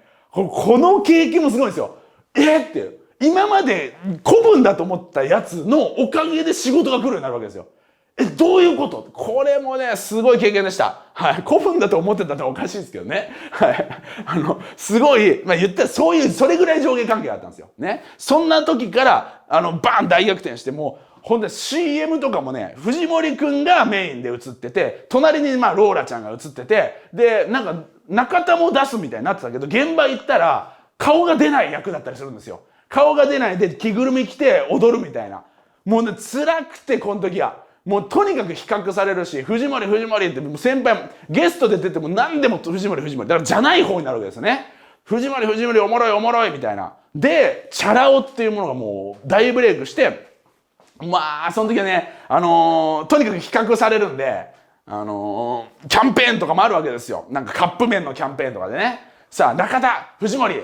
中田は、明太子明太子なんとか味、明太子チーズ味、藤森が、トマトバジル味、どっちがお好みみたいな、カップ麺対決みたいなのが、なんかの、CM みたいな企画で決まって、それでショッピングモールみたいに言ってね、どっちがお好きですかとか言って、食べたい方の列に並んでくださいみたいになるんですけども、その時チャラ男ブームだから、全員がですね、ギャー言いながらですね、藤森くんのトマトバジル味に並ぶわけですね。うわー、もう、こんなことすんなよって俺はその時もう腹が立ったんですけど、藤森くんのトマトバジル味がうわー並んで、キャーみたいな、かわいいねやってください、かわいいね、キャーみたいなね。そんな中俺の方に来たのは本当の明太チーズ好き。マジで明太チーズ、俺明太チーズマジ大好きなんすよとかいうやつだけが5、6人並ぶっていうね、そういう苦しかったです、本当に。CM のバーター、で、藤森との人気の差、ね、そんな中で、レギュラー番組もね、増えていくんですけど、なんとかしなきゃいけないなと、一人でね、こう出てる番組もあったけど、なんとかしなきゃいけないななんて思ってました。中田は何をなんですか？あれ方はチャラ男だけど中田は何をですかってよく聞かれてましたね。俺は何者なんだよって。俺得意なこと何なんだよってその時一番思ってました。そしてそんな中ですね、葛藤を続けてる中、気がついたら私結婚してました。気がついたら私結婚してましたっておかしな話なんだけど、2012年ね、タレントの福田萌さんと結婚することになるんですね。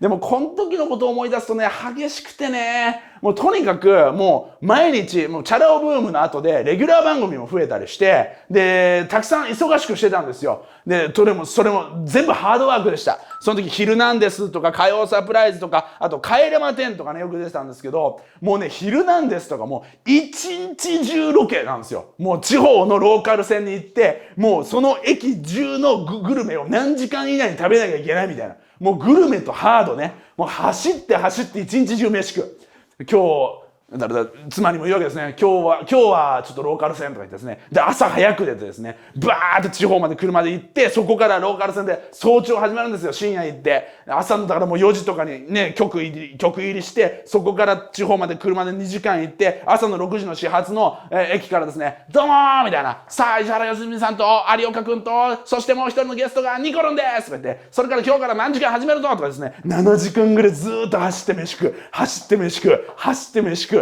で笑い作るみたいなねの音とか、あと帰れま10ね、帰れま10もうほんときつくて、もうとにかくですね、深夜にもうファミレスが空いているのがロケで使えるのは深夜ですから、深夜にゾロゾロ集合して、よしじゃあ帰れま10なんとかかんとかーとかですね、それじゃあ行きましょうとね、第何位、このエビピラフは第何位です第何位わーみたいなね、そういうのをね深夜までやるんですけど、俺らが一番若手なんですよね。これどうしたかというとね、タカさんと俺が食うんですよ。タカトシのタカさんとオリラジが食うんですよね。でタカさん一生懸命食うんですね。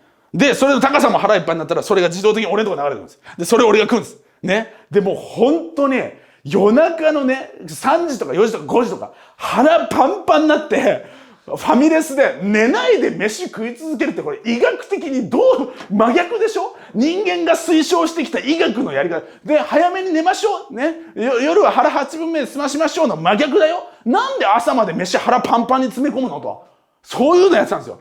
でそんな中で記者会見だったんですよね。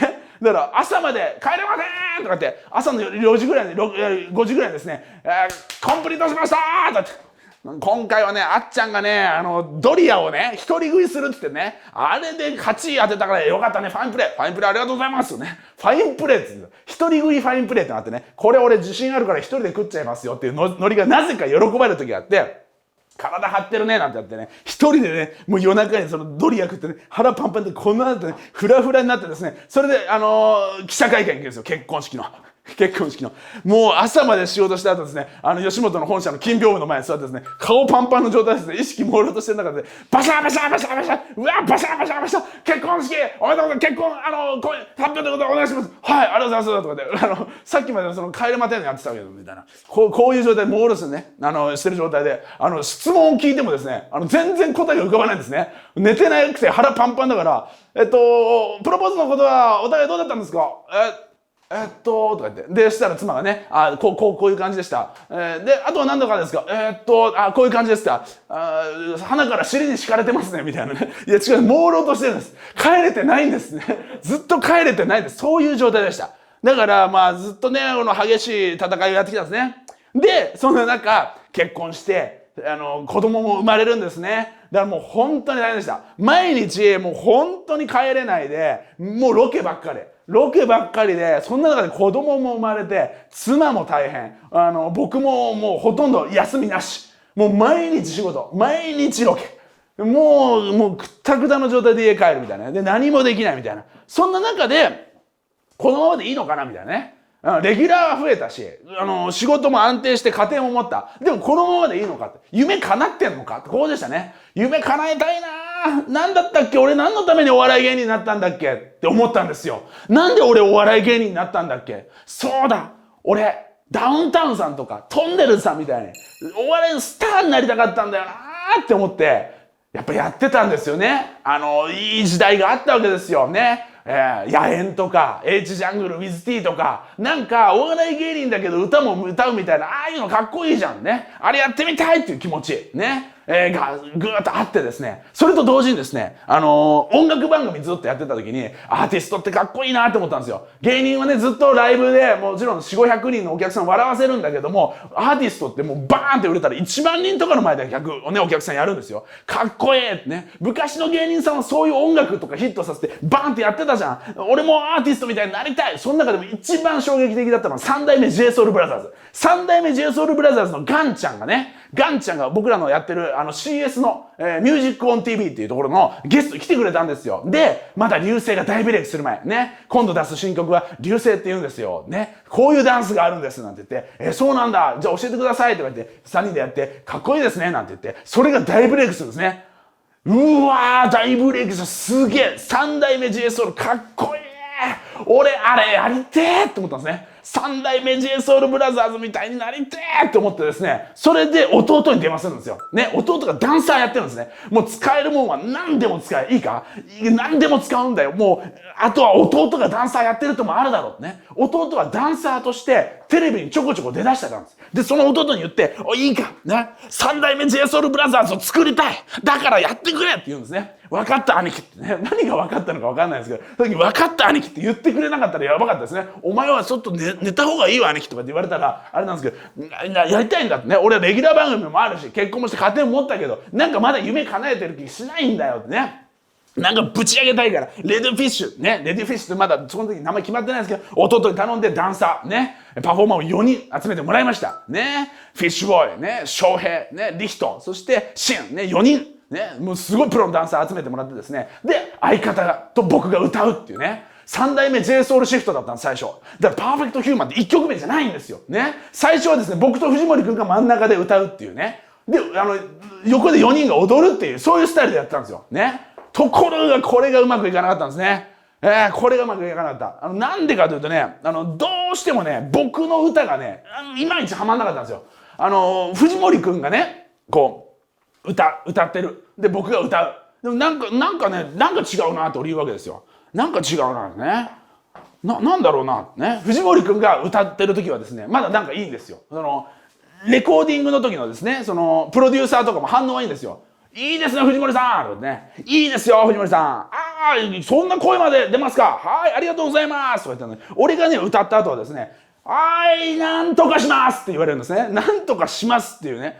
俺多分、どうやら俺足引っ張ってるなと。いう状態になったんですね。最初に歌を披露した時も、お笑いのお客さんに向けて歌を披露してるから、でもファンの前でね、やったからあったかく見てはくれたんだけども、なんかこううまくいかない。ね。3代目 JSOULBROTHERS ってむずいねって。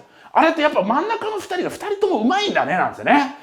でもダンス、待てよ、じゃあ状況整理しようってね。3代目 JSOUL になるよって言って集まったよね。その上で、ダンサーのみんな、うまい。最高だよ。その上で藤森くん、声出てる最高。で、俺は踊れなくて歌えてない。さあどうする？こういう風になったわけですね。3代目 JSOULBROTHERS を作りたいやつが一番作りたいのが俺。というか俺だけが作りたいんです。3代目 JSOULBROTHERS やりたいっていうのは俺だけ。それで一番いらないのが俺だったんです。どうする？これですよね。この状態に入って、大丈夫。大丈夫だ。俺言うわけですね。諦めるなよ。諦めるなよ。ね。いいか？明日、作戦発表する。言って、何曲か出して、うまくいかなかった後に考えたんですね。歌いたくもない。歌もうまくない。踊れない。そういうやつが一番目立ちたい。そんな時どうする？考えた。で、翌日、みんな集まってって言ってですね。どうするんですか、中田さんって。いや、状況整理してみよう。だって、俺歌えなくて踊れないんだぜ。でもね、これはどうだろうね。俺のことを歌ってる歌を歌うのよ。歌の内容が俺なんだよ。だとしたらどうね。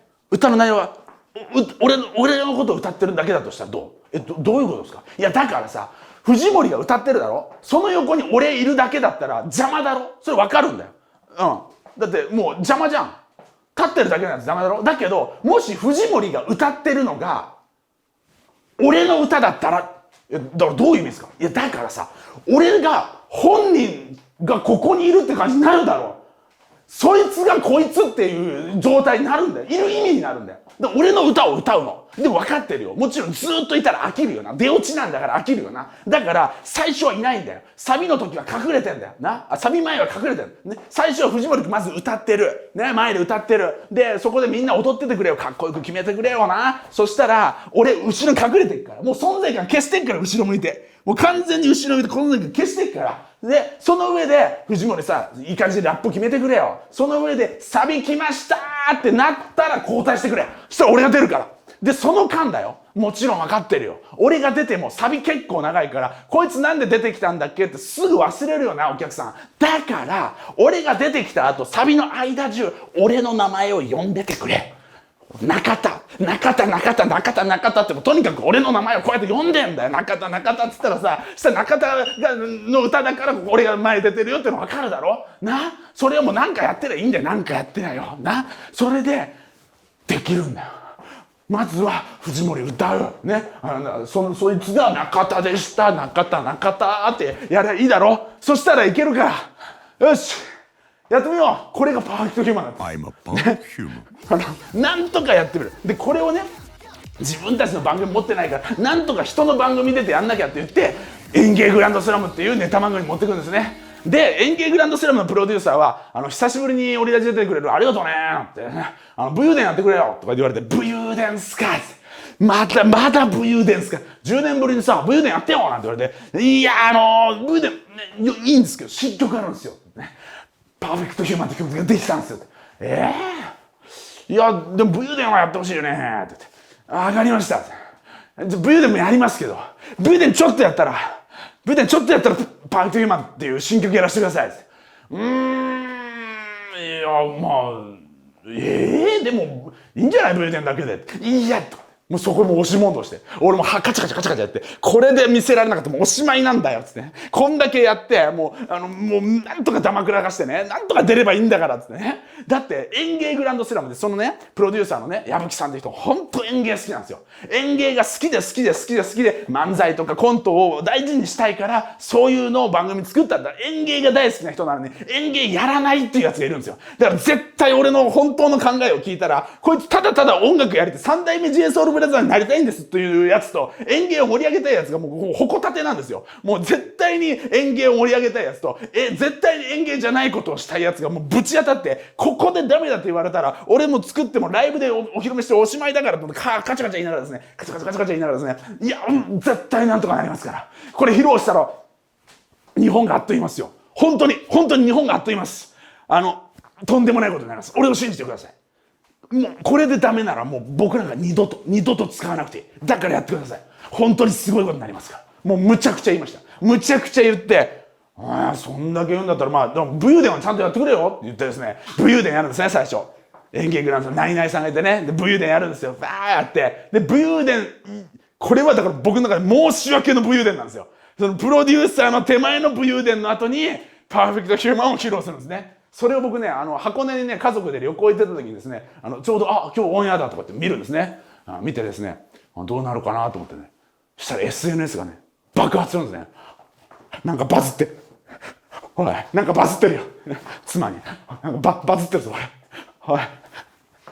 なんかすごく、そこからまた怒涛でした。そこからまず怒涛です。もう M ステからオファーが来ましたとか、なんとかがこうなりましたとか、なんとかダウンロードが伸びてます。再生回数が爆発してます。もうマネージャーからもうひっきり出して、来たぞ来たぞ来たぞ。おい、これ2005年のあれぐらいぶりの、もう2011年のあれぐらいぶりのビッグ M 来たぞーって、そっからですね、ミュージックステーション出るんですね。チャラチャラチャチャチャラチャ。これどういう人生って思いました。三代目 JSOULBROTHERS でなれるのね。可愛いは作れる。JSOUL はなれる。はい、降りましょう。つって、タモリさんお久しぶりです。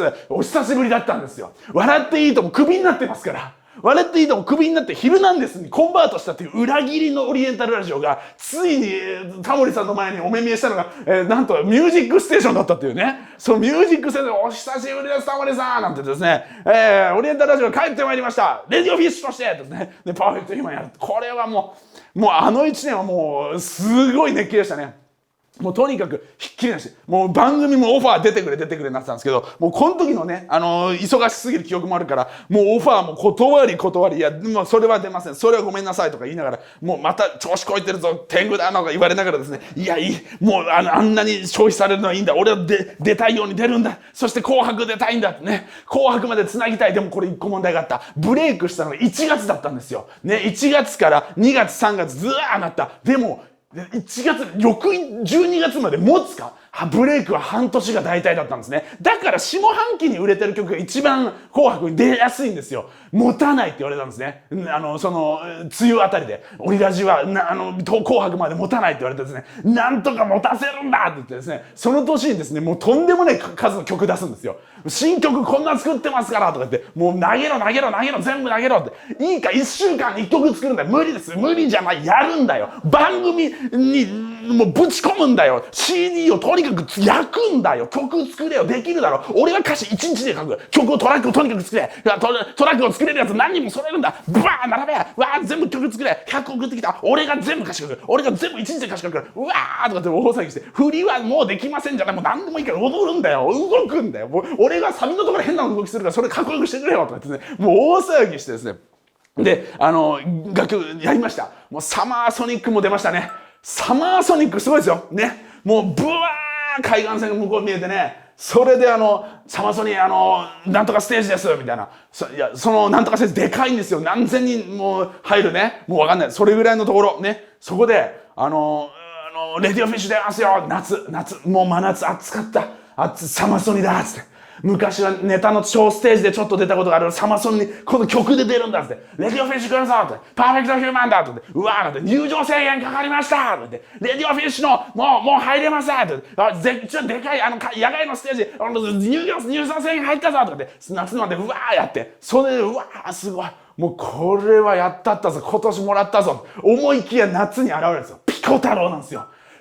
PPAP がですね、爆発するんですね。ボーン嘘だろ小坂さんって小坂大魔王さん、実はここの雑学王の時に同じく苦渋を舐めてた人だったんですよ。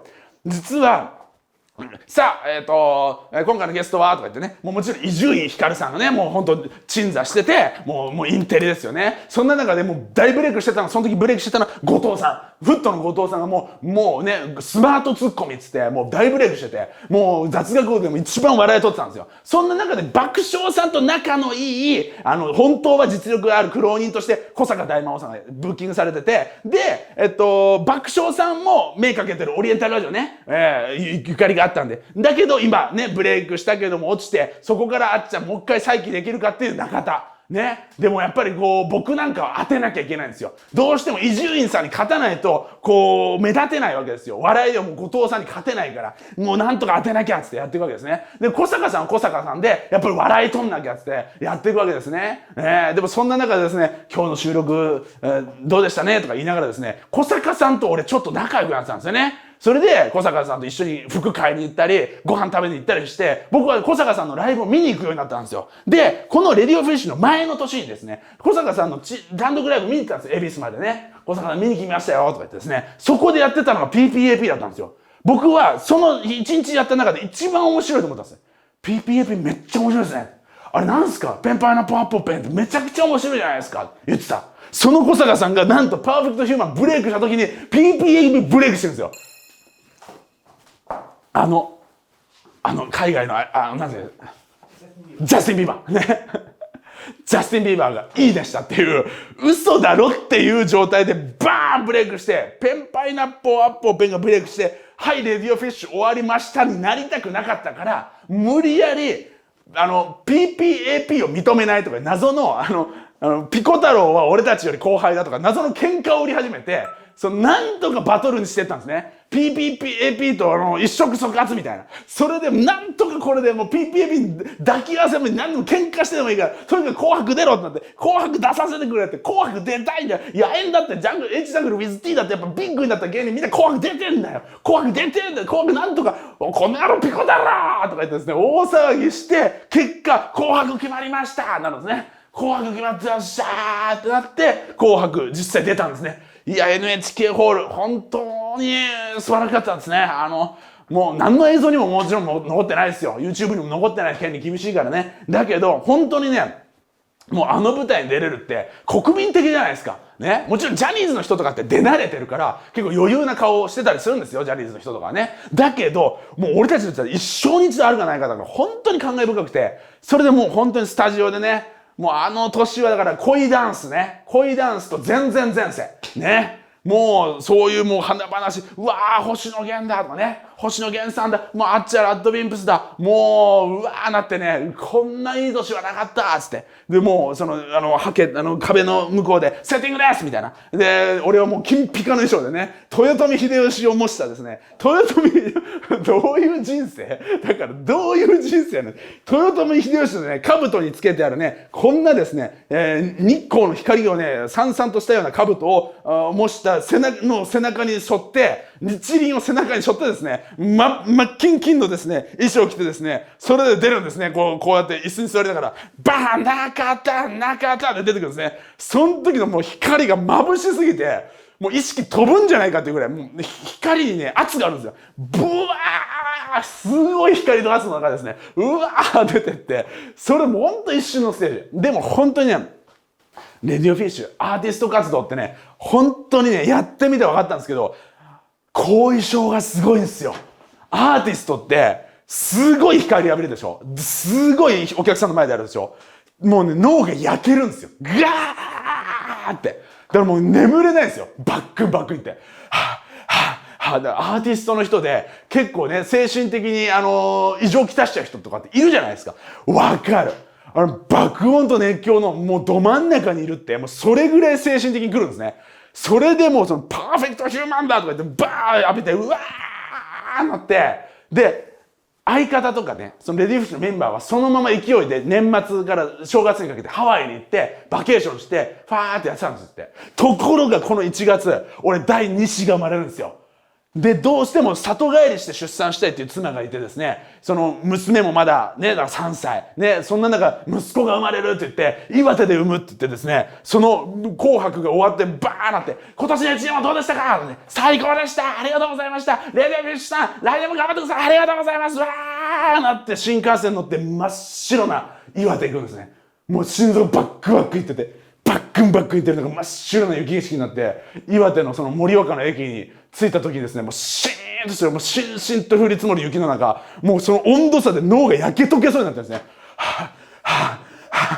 ね。どういう人生、そんな中で第二子が生まれるんですよ。もう大変なね、大騒ぎでもう出産も大変でね、もう冷たいし気温も低いし、そんな中カッチカチに凍ったね真っ暗な道歩きながらコンビニまでね、なんかその世話をするものを買いに行ったりしてね、もうなんか精神的にねものすごい一年大変でした。その後2016年のもう熱狂を抱えたまま2017年は第2子が生まれて、もう家庭の負担もバーンって増えたんで、もう完全にね、もう何もできなくなっちゃったんですね。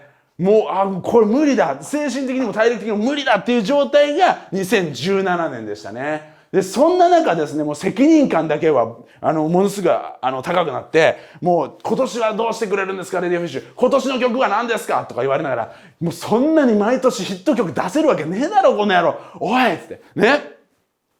武勇伝から何年かかったと思ってんだって。俺が何か人の前に出せるものを作れるのに11年かかった。11年何もできずに、ひたすらのたうち回ってできたらなんで翌年できると思ってんだ。すげえな、エンターテインメント業界って思いながら、心臓がバクバク言いながらですね、もうダメだとか言いながらですね、もうそれでも忙しいんですよ。コメンテーターとかもやっててね。その時ね、なんとか盛り上げなきゃいけないっていう責任感で、コメンテーターもなんか、ぬるいこと言ってたらつまんないだろうって言って厳しいこと言い始めてたんですね。いや、あの人はもっとダメだよとか、この人は前からダメだったとか言ってですね、物議を醸して、スタッフがね、その時一時期喜んでくれたんですよ。中田さんの言葉でまたネットニュースになってます。またなんか激しいこと言ってくださいみたいな。わかりました、言いますみたいな。ヒットマンみたいな気持ちだったんです、その時。もう本当に、この番組盛り上げるために誰かを傷つけてもいいだろうみたいなことを思っちゃってたんですよね。もう今では本当間違いだったなと思ってるんですけど、もう本当にね、そんな中でどんどん嫌われていくんですね。芸能人にもうすっごい厳しいこと言うじゃないですか。激しいこと言うし、その上でね、レディオフィッシュでブレイクして調子に乗ってんじゃないかとか、いろんなのがあったりして。そんな中ね、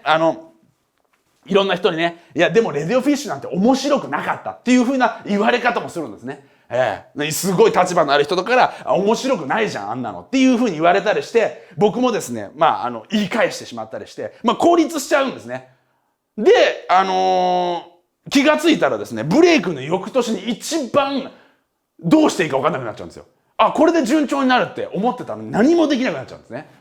で、あいつもうやばいんじゃないか。ね。唯一の望みがしくじり先生だったんですね。しくじり先生はレディオフィッシュと関係なく一人の喋りで授業をするっていうスタイルでなんとかこう人気を博してたんですね。それは普通に芸能人が私みたいになるなよっていうのをお届けするっていうスタイルで初回深夜に出たんですけど、オリエンタルラジオはかつて天狗になったけどいっぱい頑張ってるよみたいな話で盛り上がって、そっから何度も呼ばれて、そっからスピンオフ企画で歴史とか文学とかの授業もやり始めたんですね。で、それが特番化してゴールデンで冠に、やらせてもらったりとかして、しくじり先生もあるって思ったんですけど、このしくじり先生も終わっちゃうんですよ。2017年。しくじり先生も終わって、これもうダメかもしれないってなった時に、なんとかしなきゃと。僕はもしかしたらですよ、いろんな人敵に回しすぎたから、もう、そんなことがあるわけないかもしれない。あるかもしれない。でもどうなるかわかんない。俺はもしかして、干されるかもしれない。そう思ったんですよ。ね。全部の番組を奪われて、何もかもなくなって、お前はもうお払い箱やって、なるかもしれない。ね。いろんな人敵に回しすぎたから。その時怖すぎて、怖えって言ってですね、今までやってきたから何だったんだって、こんなに頑張ったのに、お前いらんわ、となったらですね、やっぱ呼ばれる立場なんですよ、タレントって。だから、お前いらないわってポンポンポンってなったら、もうおしまいだって思ったんですね。その時からもう胃が痛くてね、もう辛くて、もう芸人さんからも嫌われ始めてたんで、もう大変なことになってたんですよ。あいつは調子こいてる。ね、偉そうだ。ね、分不相応だ。ね、そうなって、もう同期のね、般若のカナダだけだったんですよ。あっちゃん大丈夫かとか言ってね。おーとか言ってね、飲んでね。どうしようとか言ってね。で、そのあたりでですね、僕は、タレントのままでいいのかと。ね。お金をちゃんと稼げるような人間になんなきゃいけないだろうと。ね。いうことを考え始めたんですね。ネタ番組も音楽番組も出れない。その上で、しくじり先生も終わった。今レギュラー番組はあるけど、もし何かがあって終わったら、もうダメになっちゃう。もうおしまいだ。そう思った時にですね、なんでもいい、まだやれることあるだろうってですね、思い出したんです。レディオフィッシュのライブで、物販を自分でやり始めてたんですよね。物販自分でやる。そうだ、物を売るんだよ。物を売るところが始めたんです。基本だ、商売のってですね、一人で講演会回るんですね。藤森くんは、レギュラー番組がたくさんあったんですけど、僕は1個か2個少しずつ整理してですね、もしなんかわかんないですよ。わかんないけど、なんかの理由で奪われるんだったら、奪われるぐらいだったら、一回ちゃんと整理して自分の中で、先んじて動こうっつってですね、動くぞっつってですね、じゃあ卒業させてもらいますありがとうございましたって言ってですね、そこから商売始めるんですよ。自分の講演会をですね、やりますって、講演会の権限とかね、講演会権を売って、講演会やるってなって、で、講演会ただ喋って帰ってもダメなんですね。物販やるんだっつって、講演会の後にですね、グッズを売るんですよ。ね。最初はもうなんかわかんないけど、何売っていいかわかんないよってね。いきなりそのライブみたいに T シャツ売ろうって発想がなかったんですね。だから、インテリキャラだから、そうだ、ノートを売ろうと。講演会で、喋って、それをメモしてくるノートを買ってくれるかもしれないから、ノートを売るんだっつって、業者を自分で発注してですね、今、吉本には頼れない。吉本のグッズで作ってっていうことじゃない。自分一人で食っていかなきゃいけない。最悪何があってもね。何があっても一人で食っていかなきゃいけないって思ったから、ノートを作るってところが始まったんですね。よし、ね、殺される前で行くんだっつって、ね、ノートを作るんですよ。ね、ノートを作って、よしってね。で、売る。それ最初売れないんですね。なんでノート売ってんのっていうね。なんかわかんないですよね。単純に受付にノートが積んであってもね、誰も買わないんですよ。講演会聞きに来てるのに売れないなーみたいな思ってね。それはそうなんですよ。でも講演、話は聞きたいけど、なんで中田からノート買わなきゃいけないのね。ファミマで買ったことが安いんですね。ファミマより高く売ってんだからね。買わないよってね。だから、よし、わかった。これは分かった。俺が売り方が舐めてたんだなと。商売舐めちゃいけないですよ。ね。ノートボンって売って売れる。そんなもんじゃない。よし。俺は喋りの人間なんだから、もう喋って売るんだっつってね。そのノートをですね、講演会の前に売るんですね。はい。皆さん、ね、中田敦彦が今回講演会でさせていただきますけれども、その上でこのノートを買っていただきたい。ね。というのもですね、みたいな感じでわーってやってたら、なんかあっちゃんが一生懸命頑張ってるってことでノート買ってくれるんですね。やったよ。ノート買ってくれんじゃねえか。その時嬉しかったんですね。売れるよ。自分で業者に発注して作ったノートを自分の口で喋って売る。じゃあつってそっから実験だよ。ノートである意味はないよね。これノートだから買ったんじゃないっぽい。俺のこと応援してくれてるから買ってくれたっぽいって思ってですね。よし、やるぞってですね。じゃあ、俺が喋ったら、ノートじゃなくても売れるのか実験したいと思ってですね。次はなんだ？意味がないものを売ろう。全く意味がなくて、中田から買うってものを売ろうって。よしって次お守り売ったんですよ。はい。お守り売るってね。もういきなり、中田さんおかしくなりましたねっていうね、おつですっていう感じの商品なんですけど、俺としては理論があったんですよ。お守りは馴染みがあると。なんでかっていうと、みんな神社に行くだろ？一年に一回初詣に行くだろ？そうなんだよ。一年に一回初詣に行ってお守り買うんですよ。ね。だからお守りっていうのは、ものすごく馴染みのある商品だけど、決して意味はない。機能はないんだよ。機能で大手に勝てるか勝てないよ。ファミマのノートに勝てないんだから。大手に機能で勝てないんだったら意味で勝つしかない。商品の意味で勝つとしたら、そう、お守りみたいに、何の意味もないけど、今日買って帰ろう、思い出になるから。そうだよ。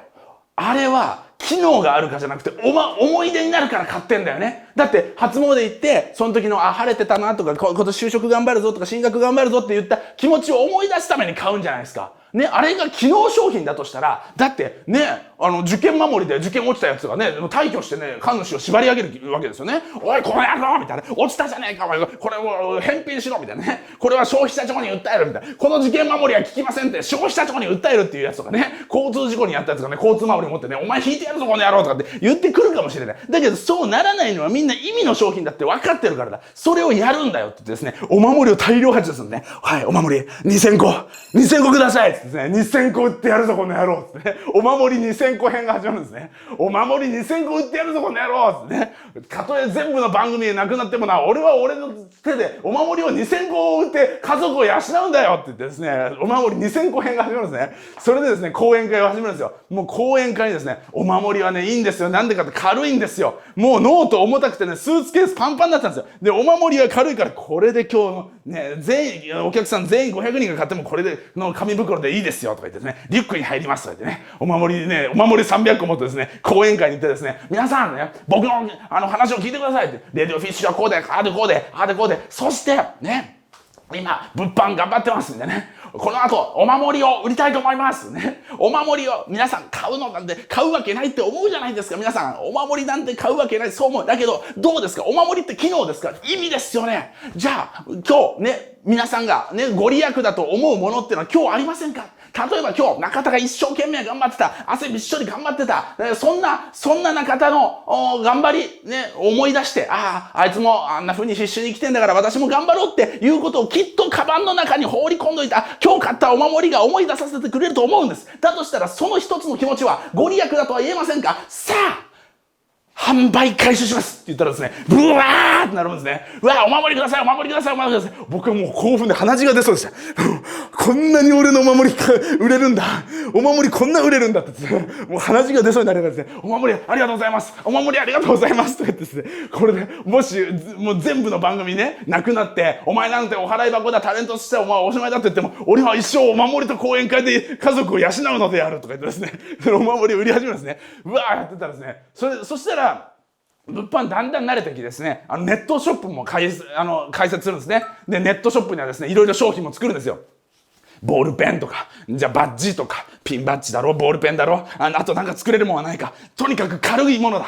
軽くて小さいもんだ。こんなバカでかいなんとかボックスとかでわかんないけど、そんなのもう輸送もできないし、家の中に詰めないんだから、大量に在庫が来てもいい。小さくて軽いものだ。小さくて軽くて意味があって愛着のあるものだって言って、そういうのを集めてですね、大量に家にね、もうだからその頃はですね、家が大量に段ボールだらけになるんですね。それでネットショップで発注を受ける。ね。とにかくもう喋って講演会とかで、その他の商品もネットでお買い求めいただけますとかで、うわー喋って、営業しまくってですね、もうそれをネットショップで売るんですね。そしたらもう、送るのもレターパックですよ。レターパック便利なんですね。もうコンビニ行くんですね。コンビニ行って、レターパックくださいって。1枚ですか？全部です。あるだけのレターパックくださいっていう、どういうやつっていう。コンビニ走ってきて、あるだけのレターパックをくださいって。で、あるだけのレターパック買ってですね、それを商品詰め込んでですね、それをね、紙袋に入れてですね、ポストに入れるんですね。ポストに運ぶんですね。近くのポストあそこなんですね。で、待てよ、こんだけあるからな。ポスト、爆発すんぞこれと思ってね。じゃあ、ポスト何箇所かチェックしてですね。よし、あそこだ、ここが埋まったら A が埋まったら B が埋まったら C、よし、近隣のポストだし、全員準備はいいかとかですね。そのポストにぶち込むんですね。お前は、これであと B に、全部入ったとかね。ポストの容量半端ないですよね。ポストの容量、皆さん、限界知らないでしょ。大体1個しか投函しないんですね。僕はこんなパンパンしてない全部入るのかな。あれ4次元なんですかね。ポストの収容力すごいんですね。ポスト入るねーなんてね、言ってたんですね。そのあたりからですね、ネットショップと、頑張ってたらですね、手伝いますよっていう人が現れたりとか、じゃあライブグッズも作ろうかとか、だんだんですね、物販が広がってくるんですね。で、俺、レディオフィッシュの、物販のことも思い出して、服作りたいって思ったんですね。なんかこう、講演会ごとに物販するのはいいけど、講演会って毎日ないんですよ。だから講演会がなくなったら物販できないし、それが PR できなかったらネットショップも売れないんですよね。だから常駐で店を開けてる方がいいんじゃないかって思い出すんですね。店を作ろうんだ。店ってすごいよ。店ってだって、人を待ってるんだもんね。で、商品が、いつもフェスが開催されてるようなもんじゃんという謎の結論になって、いつもフェスが開催されてるようなもんではないんですけど、物販のチャンスが毎日あるっていう意味だったんですよ。で、物販毎日やりたいな。そのためには T シャツを作るノウハウはあるんだよ、俺は。レディオフィッシュの物販もやったし、小物も売れるんだよ。だから店を出したい、どうしようかなっていう時に、ラジオ番組の話が来るんですね。ラジオやらへんかっていうね、なるわけですね。で、はい。どんな感じですか？オールナイトニッポンプレミアムっていう番組が始まるから、それは半年限定。野球のナイター中継がない年の時の半年限定だけどって言われて、半年限定ですかって。でもやらせてもらいますね。半年限定ってやっぱ切ないんですよね。ほんとね、オールナイトニッポンといえばね、この時ね、3年半ぐらいやらせてもらって、もうラジオといえばオールナイトニッポンでしょ？もう本当にね、オールナイトニッポンといえば、ね、もう、やっぱりもう華々しいわけじゃないですか。たけしさんとかもやってたし、ナイナイさんとかもやっててね。今だったらオードリーさんが長く続けてる。もうオードリーさんに関しては思い入れがあってね、このいいともをクビになるならないっていうね、時にですね、オードリーさんがバーンってブレイクしてきて、もうオードリーさんに負けたくないっていう気持ちで一心でやってきたんですね。だけど、そのオードリーさんずっと売れ続けてるね。俺たちはもう打ったり沈んだりして、で、オールナイトニッポン今でも続けてる。ね。オードリーさんすげえな。でも俺たちは今もうこんなになって半年限定、やります。やらせてください。でも半年限定で普通のラジオやりたくないと思ったんですよ。ね。しくじり先生でもね、若林さんと一緒になった。ね。しくじり先生出る時も葛藤したんですよ。もうとにかく若林さんに負けたくなくて、ね。若林さんの前でしくじったやつ、若林さんとしては MC レギュラーの始まり。俺としては使い捨ての、ね、言い方悪いけど、使い捨ての一回きりのゲスト。として俺は呼ばれてる。ね。しかもしくじったやつ、失敗したやつとして、わらわれに出ていく。ね。わらわれに出ていく魔女裁判かけられるやつと、その裁判長として、ね、俺はずっとライバルだと思ってた。その若林さんの前に、俺はそう出なきゃいけないのか、チキショーって思いながらしくじり先生頑張ってたわけですよ。そのね、オールナイトニッポン、半年限定だ。わかりました、やらせてください。ね。普通で終わりたくないんだってですね。よし、ここで思ってた、ショップを出すのやるんだ、ブランド作るのやるんだって、そういうラジオにしようって。きっと、ね、面白いラジオをやる人はいっぱいいるだろうね。きっと、ハガキを読んで面白くする人はいっぱいいるだろう。でも、それでは、ダメなんだよ。なんか、もう、鮮烈なものでやんなきゃ。そうだ、スラムダンクにするんだ。スラムダンクってすごい。だって、あんなにワンピースとかドラゴンボールっていっぱい続けてるけど、スラムダンクってすごい短く終わってる。鮮烈なひと夏のストーリーなんだ。その半年やるんだってってね。それで立ち上げて、で、どういうブランド名にしようと思ったんですね。普通のブランド名が一番つまんないぞと思ったんですね。普通にね、なんか、オリエンタルとかね、なんとか、レディオみたいな、やってもいいですよ。レディオフィッシュみたいにね、シュッとやってもいいですよ。だけど、なんかつまんないぞ、それ。なんか、ただ物を売ってるっていう感じになったらつまんないんですよ。だからお守りみたいなものを売らなきゃいけない。なんでお守りだよって言われながら買ってくれるか面白いんじゃない。お守りなんて売れるわけねえだろ。お前みたいな芸人から誰がお守り買うんだよ。売れたんかいっていうところからだろってね。で、僕その2000個お守り。2000個のお守りは講演会、最後ね、西野明さん、キングコングの西野さんがサーカスっていうライブをやってくれたんですね。それがアンフィシアターっていうところでね、それでもう西野さん交渉して、鳥で出させてください。鳥で出させてください。そしてお守りを売らせてくださいって言ってですね、西野さんがその時もオンラインサロンとかでものすごい人を集めていて、そのオンラインサロン主催でやるものすごいでかいライブをやろうとしてたんですね。そんな西野さんに頼み込んでですね、俺を鳥で出させてくださいって言って、お守りが2000個あるんです。アンフィシアター2000人埋まるんでしょ。俺2000個はお守り売りますからって言って、ほなお前盛り上げれるんか、盛り上げますよって言って、お守りそのアンフィシアターで2000個売り切ったんですよ。2000個売ったぞーとか言って、その勢いで物を売るんじゃーって言って、ラジオでなんか変なもん売らなきゃって言って、なんか俺はねずーっとコンプレックスだったのが、中田の喋りはなんかうさんくさいって言われるんですよね。なんかすごいうますぎて、喋りがうますぎて、なんか騙されそうって言われるんですよね。いや騙す気ないよ。もう魂から喋ってるだけ。騙そうなんて思ってない。だけどもう学生の頃からね、中田は喋りがなんか教祖っぽいとか、なんかそういう人の心を操りそうだって言われていて、お前の喋り聞いてると洗脳されそうやっていうのを先輩からむちゃくちゃ言われたんですよ。このしくじり先生とかやりすぎ都市伝説とかアメトークの時で、わー喋る。アメトークでエヴァンゲリオンがわー喋る。やりすぎ都市伝説わー喋る。しくじり先生しくじりわー喋る。なんかあっちゃん喋りうまいけど、うますぎて洗脳されそうやっていうのがコンプレックスだったんですよ。なんか俺って洗脳するやつみたいに言われんだいつもっていうのが、じゃあそれをやってろじゃないかと。俺が口八丁手八丁で何かを売る、それが何かを洗脳するって言うんだったら、洗脳というものを書いた T シャツを売ったとしたら、それはジョークになるんじゃないかという私のこの仮説。その上で幸福洗脳ね、最も嫌だという状態の文字並びね、一番なんか違う。もう幸福ってみんなハッピー。でもハッピーのやつが洗脳だったら最悪のハッピーですよね。何これハッピー。かりそめのハッピー。ね。幸福洗脳。ね。幸福なの？それともそれは洗脳なのって、もうすぐ怖い。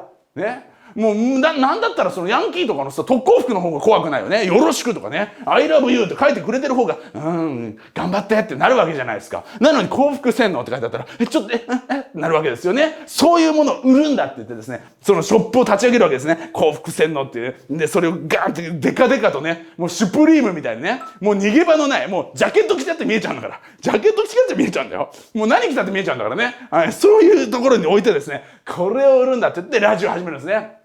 で、ラジオでまくし立てるんですね。おい、ラジオ始まったぞ。オールナイトニッポンプレミアムとか言うけど、騙してんじゃねえよ。オールナイトニッポンじゃねえじゃねえか。オールナイトニッポンっていうのは、オードリーさんとかがやってるやつだろ。あの枠を譲れよ。ナイナイの岡村さん、いつまでやってんだよ。若手に譲れ。オールナイトニッポンっていうブランドが、スポンサー受けがいいからって乱発すんじゃねえ。オールナイトニッポンプレミアムなんてオールナイトニッポンじゃねえかいなって言って始めるんですね。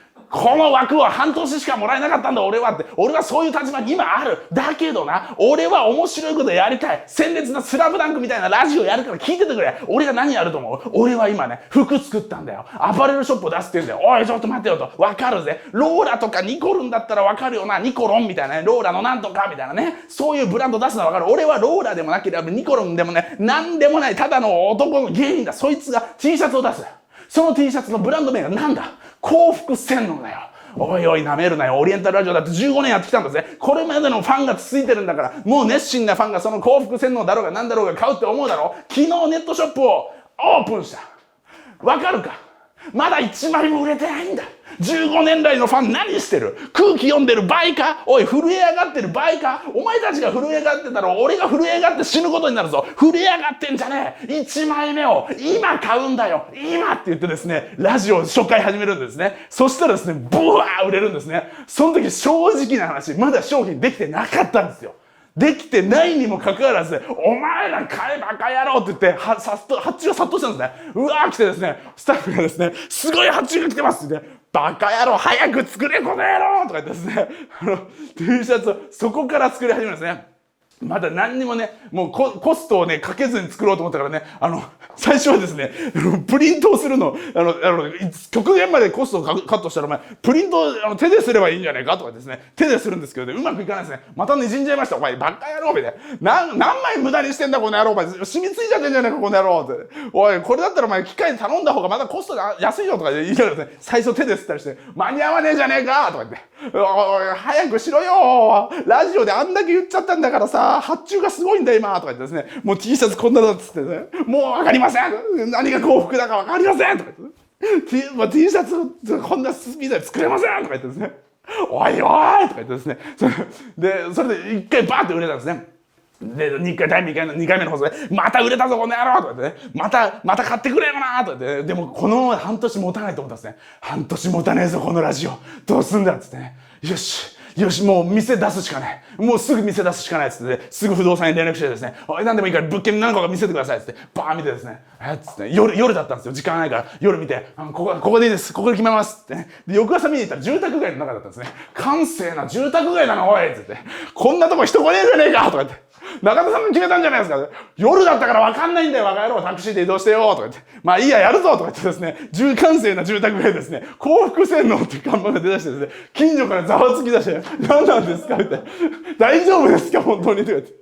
何が始まるんですかね。大丈夫ですよ。アパレルやるんですから。何も飲食でもないんですよ。別になんか迷惑もないし、騒音だって出ないんだから、幸福洗脳って書いてるだけでしょとか言ってですね、幸福洗脳始めたぞとかですね、そのあたりでもう先輩とかもみんな、あっちゃんもう完全におかしくなって、完全に。もうなんか、もうコメンテーターで厳しいこと言った後になんかアパレルやるとか言って、なんか T シャツ作ってるとか言って、もうなんかもう完全におかしくなって、閑静な住宅街に幸福洗脳とか、何やってんのとか言ってですね。で、そのプロジェクトずっと続けたんですね。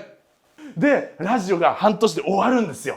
パツーンって、ものすごい勢いで、もう物販と店を出してやってて、ラジオというメディアでひたすらそのビジネスが成り立つっていうところまでお届けするね。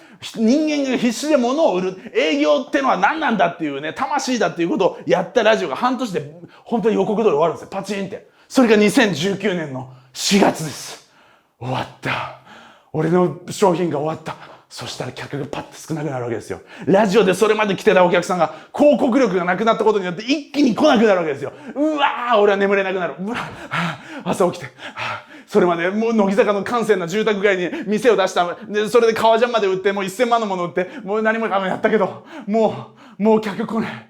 発信力がなかったらタレントはただの人間だ。そうでしょ。だって幸福洗脳が他のアパレルよりも売れてたのは俺がタレントで何度もストーリーを言ってきたからだ。そのストーリーを奪われたら、そうだ、タレントってのは脆弱だ。番組がなくなったら結局ダメなんだ。番組がなくなっても大丈夫なようにって言って俺は物販を始めたのに、なんで番組がなくなったら物販も売れなくなるんだ。俺は結局大手メディアがお前はいらないって言ったら死ぬ男なのかよって思った時にですね、YouTube がある思ったんですね。 YouTube があるじゃねえか、 YouTube が思って、なんで思えたか。そのね、ラジオやってる時に一回カジサックさんと喧嘩してるんですね。カジサックさんは YouTube 頑張ってるって言い方しちゃって、おい先輩に向かって頑張ってるってなんやねんみたいな感じでわーって喧嘩しちゃったんですね。それででも仲直りしたんですよ。いや、言い方すいませんでしたとね。その上でこうローション相撲してわーなって、俺たち芸人や生きていこうなーって言ってですね、でその時にトークでですね、中田お前 YouTube やらへんのかね。YouTube ですか。いや無理ですよ。レディオフィッシュの時も頑張りましたけど YouTube 難しいですよ。タレントがやってうまくいくようなもんじゃないんですよってね。いやでも違うやん、俺は本気でやってるんや。今芸人とか芸能人がこれから YouTube やる時代が来る。な。俺は本気でやれると思ってる。お前もできる。お前は教育系 YouTuber になったらええやん。教育系 YouTuber って何すか？教育系 YouTuber ってのジャンルがあるんやけど、まだ芸能人とか芸人がやってへんねん。お前絶対できるわ。しくじり先生とかやってたやろ。あれやってくれ。わかりました。わかりましたって言ったけど、自信がなかったんですよ。できねえよ、そんなことってね。今更挑戦して失敗してどうすんだよって思いながらですね、ラジオが終わったから、ラジオが終わった時に出した本がですね、この労働 2.0。ね。物販頑張ればいいじゃんっていう本。簡単に言うと。ね。何かあっても物販を頑張ればいいじゃんって、ね、雇われてていいのかって本ですね。立ち上がれって本なんですよ。ね。で、その本をですね、売らなきゃって言ってですね、この本をですね、もうひたすら書店に営業かけに行くんですね。ラジオが終わったから。ね。よし、この本、ラジオの終わり際に出した、ここには幸福洗脳が載ってんだ。これを売ってなんとかストーリー繋がなきゃっつって、もう関東中のですね、本屋行くんですね。本屋行ってですね、すいません。中田です。労働 2.0 置いていただいてありがとうございます。まだ発売してたから置いてあるんです、平積みで。ね、なんとか買ってください、お願いします。ってね、買ってくださいじゃない。もっと売ってくださいってね、なんとか、サインも書かせてもらえますから。このサイン本作るって結構難しいんですよ。なんでかっていうと、本屋の人っていうのは、書店はですね、出版社から本をね、もらうんですけど、買ってるわけじゃないんですよ。置いといてあげてるんです。その上で売れたら半分利益をシェアするんですよね。でも売れなかったら返品するんですよ。でもサイン書いちゃったら傷物になるから書店のものになっちゃうんですね。だから買い取りになっちゃう書店が。だから売れないサイン本なんていらないんですよ。ここなんです、ポイントは。だからタレントが飛び込みで営業してきた時に何冊書いてくださいって言われるかがタレントのパワーなんですよ。じゃあ3冊っていう時は帰れよ。お前の本売れねえんだからっていう時なんですよ。30冊いいですか ?40 冊いいですかっていう時は、こいつの本絶対売れるから書かせようって。これがもうシビアなんですよ。でもこのやり方をしてたのはね、この帯も書いてくれた堀江さん。堀江門っていう人はすごいですよ。あれはもうIT のね、もうでぶち上げた人って言うけれど、そういう努力をちゃんとしてる人なんですよ。で、本を売るって大変だと。その上で、堀江門が足使って、こんだけ挨拶しに来てんだったらサイン書かせてくれるだろうって、俺は思ったから、サインをすごい書いて回った時期があるんだっていうことを、堀江さんがやったっていうのを西野さんが聞いたんですよ。それをやった西野さんが俺に教えてくれるんですよ。堀江門もやってるんやから、俺もやったんやと。ね。だからこの本、堀江さんと西野さんが帯書いてくれたんですよ。西野さんが、足使うんやって言ってね、わかりましたって言ってですね、もう関東中もあるんですね。労働 2.0、サイン書かせてください。もう書かせて、書いてくださいって、もう新宿紀ノ国屋さんとかすごい書かせてくれるんですよ。書いてください。もう都会だし人来るから売れるっていうね。だけどね、ちょっと地方まで足運んだら、書かせてくれないですね。結構地方まで行くとね、珍しいから、中田が来たんだっつってちょっと書かせてくれるけど、その間ぐらいの土地が一番厳しいね。みたいな。中田が来てもみたいなね。いや、うちはいいですとかね。うちはいいですって言われると厳しいよ。駅の南口店と北口店。ね。同じ駅だから一日で回れるなと思うけど、その駅がでけえ時の北口と南口はものすごい遠いんだ。ものすごい遠いんだ。北口と南口を往復するのでもこんなかかるのこと。汗だくですよ。で、また次の駅行く。おい、ふざけんじゃねえぞ。北口と南口こんなに遠いのか。西口に至ってはもう本当に西かどうかわかんないじゃんか。なんだこの西南口とは。いろいろやるわけですね。でやって、いや、いりませんって言われたりしながら、頑張ってて、それでやってたんですけど、その時にですね、メンタリスト DAIGO さんですよ。メンタリスト DAIGO さんの本が、やたらと僕のロード 2.0 の隣にいっぱいあったんですね。うわーってあって、DAIGO くんか。メンタリスト DAIGO って、一時期よくテレビ出たけど、最近テレビ出てないよな。俺その時あんまり YouTube とか見てない。ね、わかんないんですよ。今どうやって暮らしてんだろう。でもすごい本売れてる。どういうことだ？ネットで検索した。YouTube やってた。YouTube 登録者数十万人。ね、80万人ぐらいいた。すげえ売れてるんだ。違う世界がある。そうか。これが教育系 YouTube か。メンタリスト DAIGO さんやってたんですよ。はい、論文読みました。今回はですね、人が何々する時の心理について話させていただきたいと思います。と言ってですね、すごい明らかにですね、知的なトークをしてたんですね。その上でですね、結構リゾート地からトークしてる時もあったりしてね、いい暮らししてる。いい暮らししてる。なんか DAIGO さんって、テレビの人たちはもう終わった人みたいな扱いをする人もいるけど、はるかにいい暮らししてて、はるかに意味のあるコンテンツ作ってる。これが教育系 YouTube かって言った時には、梶作さんがまた声聞こえるんですね。中田、お前できるで。教育 YouTube できるで。よし。やってみよう。言ってですね、書店周りでボロボロになった足をですね、癒した次の日にですね、この幸福洗脳の、ね、店のですね、レジ前で撮るんですね。スマホ1台三脚置いて一人でですね、朝ですね、ただの Vlog みたいなんじゃなくて、なんか教育系 YouTube っぽくやんなきゃいけない。じゃあ、メンタリスト DAIGO の真似すりゃいいんだ。メンタリスト DAIGO の真似すりゃいいんだ。なんか話し方の講座とかやってたな。よし、やろう、それだ。俺芸人なんだから話し方いけるだろ。よし、行くぞ。この話し方講座の一本目の動画で俺の運命が決まる。な。よし、緊張しないで話せる話し方っていうのを俺が絶対に成功させてるからな。よし、緊張しない話し方で、これ1本目、絶対緊張させない。よし、頑張れ、よし。よし、違う、よし、OK。さあ、中田、違うな、よし。緊張しない話し方についてお話ししたいと思います。申し上げたい。よし。緊張しない話、俺が緊張してんじゃねえか。俺が緊張してんじゃねえか、一番って。どうすんだよ、なんだよ。YouTube なんかできんのかよ。こんなスタッフもいねえ、なんかわけのわかんねえ。ほっせえ三脚でスマホ立てて、これで何なんだよ。ほんとメンタリストDAIGOになれんのか、これで。畜生。やるしかねえ。パッと喋らせてですね。して動画のコメント欄見たらね、声が反響してて聞きづらいです。なんだこの感想。なんだ声が反響して聞きづらいのか。よし、外で行こう。よし、近くに公園があった。公園でやろう。さあ、皆さん、皆さんも成功したいですか？俺が成功してねえよ。バカ野郎。公園でスマホで撮ってるタレントの何が成功してんだ。くそ。よし、諦めんな。よし。皆さん、ね、人に嫌われる話し方3つ。これが嫌われる話し方です。俺が嫌われてんだよ。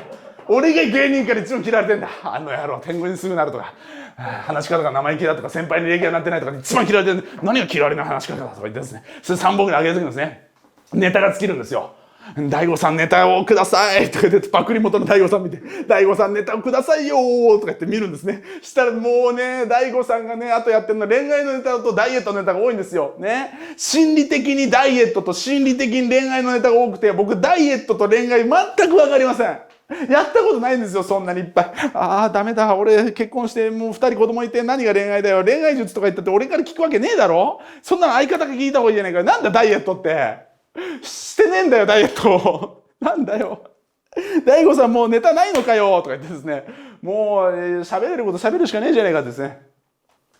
好きなジョジョのスタンドベスト3誰が聞くんだこれ誰が聞くんだよバカ野郎。ジョジョスタンドベスト3とかですね第4部とかですね第5部とかねスティッキーフィンガーとかですねこれで本当教育系 YouTuber になれんのかなとかみんなですねやってですねどうにかしなきゃいけないなとかってネタもねえなっつってですねでそれで書店巡りしてた時もう一回思い出したんですね。そうだネタっつったらなんか本とか読んでもいいかもしれないな。書店行ってみよう。そういえばもう気になってた本で書店巡りしてて世界史の本あれ面白そうな本あったよな。俺世界史すっごい興味あったんですよ。というのも僕日本史と英語と小論文で慶応行ってるんですね。5教科やりたくねえっつって一番少ない教科で少ないジャンルで狭い範囲のところはどこだっつってこの慶応の経済は日本史も近代以降って限定されてたんですよ。これじゃんっつって近代以降だけやるんだよコスパいいよ。英語と小論文はもともとね国語が得意だったら小論文やんなくてもできる。英語と近代以降の日本史だけやれば慶応入れんじゃねえかやるぞっつってこれだよっつってやったんですね。その反動で世界史全く分かんなかった。興味あったんですね。というのもコメンテーターやってた時に世界情勢が分かんないんですよ。中国とかアメリカとかなんでこういう状況になってるのか分かんねえなとか思いながらいや大変ですねとかって言ってたコメンテーター自体が情けなくて世界史やりたいなと思ってたんですね。で世界史やろうと思ってこの世界史を持って読んでめっちゃ面白いじゃないかと。ムンディ先生の世界史ってのを見るんですよ。めっちゃ面白いじゃないかこれめちゃくちゃ面白いぞっつってですね喋るんだこれをっつってでその時にですねジョジョのこんなのをやってですねジョジョのスタンド第3位とかやってた時にですねひたすらテクニカルな文句が来てたんですね。なんで革ジャン着てやってるんですか。革ジャン着て授業しないでください。スーツを着てやった方がいいですね。でホワイトボードを使って説明してもらえませんかとかいろんなのあったんですね。だからスーツ着てホワイトボード Amazon で発注してで照明が暗いです照明立ててやってたんです。でその頃にはもうとにかくもう孤軍奮闘してたんですね。この幸福洗脳が終わる時に何とかしなきゃっつってオンラインサロン、だからもう西野さんの真似ですよ。キングコングの西野さんがオンラインサロン2万人いたんですね、その時。2万人いるぞって言ってですね、すごいですね。やっぱりオンラインサロンってすげえんだってね。俺も作ろう。とにかくラジオが終わったんだからオンラインサロンだって言って、オンラインサロンプログレスっていうのを作ったんですよ。ね。ところがね、うまくいかないんですよ。ラジオ聞いてるやつ全員プログレス入ってくれって言って入ってくれたのが30人だったんですね。おい、30人かよ。ありがてえけど30人かよ。おい。オンラインサロンとは何ですかとか言った時にね、西野さんこう答えるんですよ。オンラインサロンとは街です。街ぐらいの規模があるんですよ。今、2万人といえば何とか市と一緒ですから、いわばその街を仕切っているようなもんですかね。はは言ってたんですね。羨ましいかっけえすげえ !2 万人か街だって言って、おいラジオ聞いてるみんなオンラインサロンプログレス入れーって言って30人だったんですよ。街じゃねえ3年 B 組じゃねえかおい3年 B 組だぞ俺どうすんだよタレントがオンラインサロン始めてなんで30人しか集まんねえんだ。ラジオでいっぱい T シャツ買ってくれただろ。なんだよなんで来ないんだよ。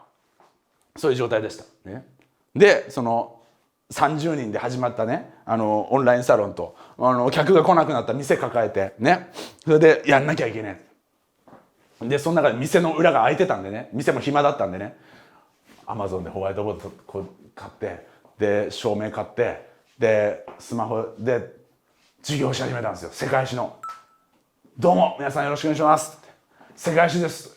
古代ローマはですね、もうこの時ですね、わー面白かったから面白い世界史面白いっつって世界史面白いっすよこんな感じなんですよこの本面白いっすって言ってそれがバンって伸びたんですね。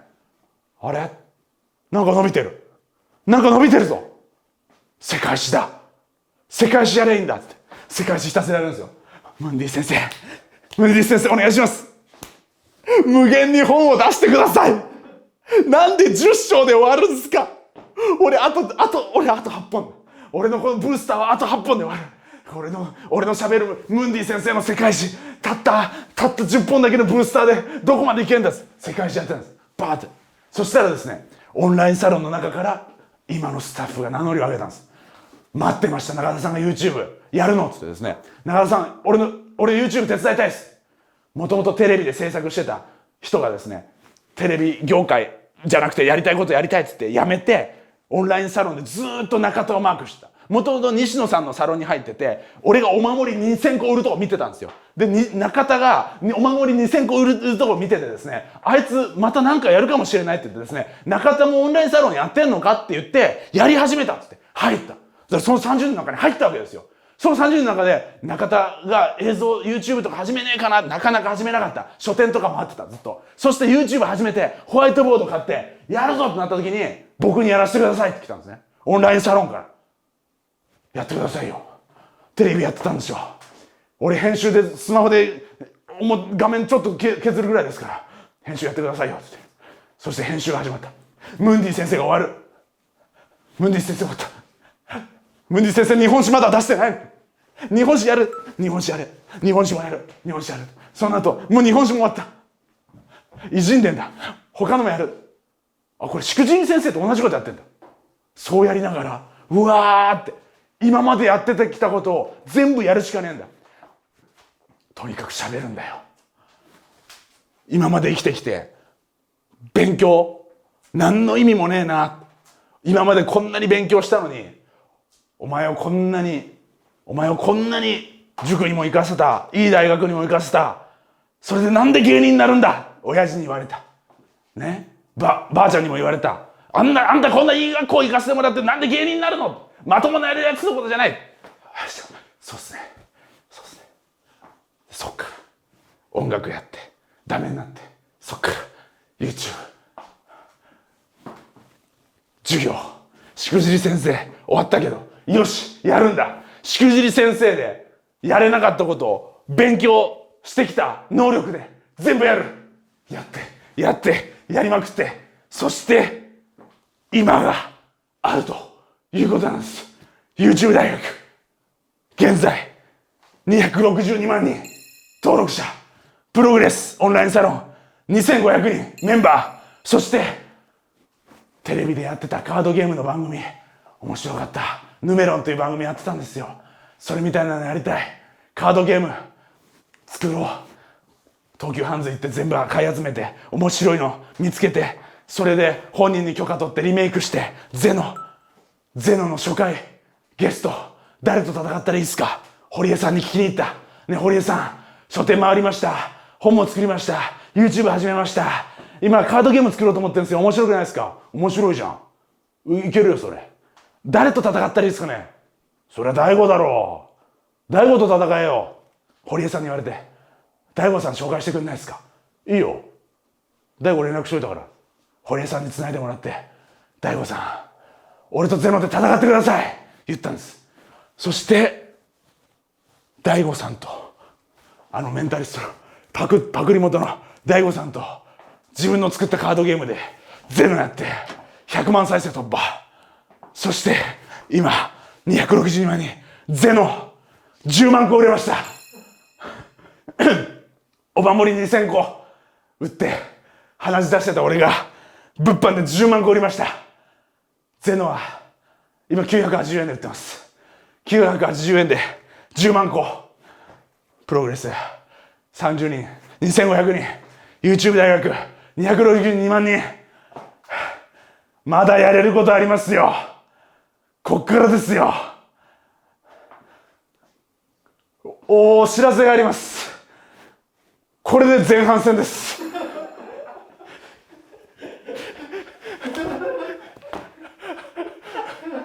後半戦 YouTube 大学の歩み、乞うご期待。これ娯楽だろって。勉強って娯楽なんだよ。エンターテインメントなんだよ。本読むとか知識得るって面白いんだよ。好奇心っていうものを満たすって最高なんだよっていうことがある。世界史やってからやる日本史、日本史と世界史やってからやる偉人伝、そこをやってからやる文学、うわむちゃくちゃつながってて面白いってやりましたね。そんな中ですね、ってことは延長線上にある現代から見た未来ってなんだ、生きてる意味について興味を持ったんですね。なのでそこで哲学に行くんですね。何のために生きるんだ俺たちはって言ってですね、孫子、孔子、老子、ニーチェで芸術、ダ・ヴィンチ、ゴッホというね、そこまで深めていくんですね。ウェブコミュニティプログレス。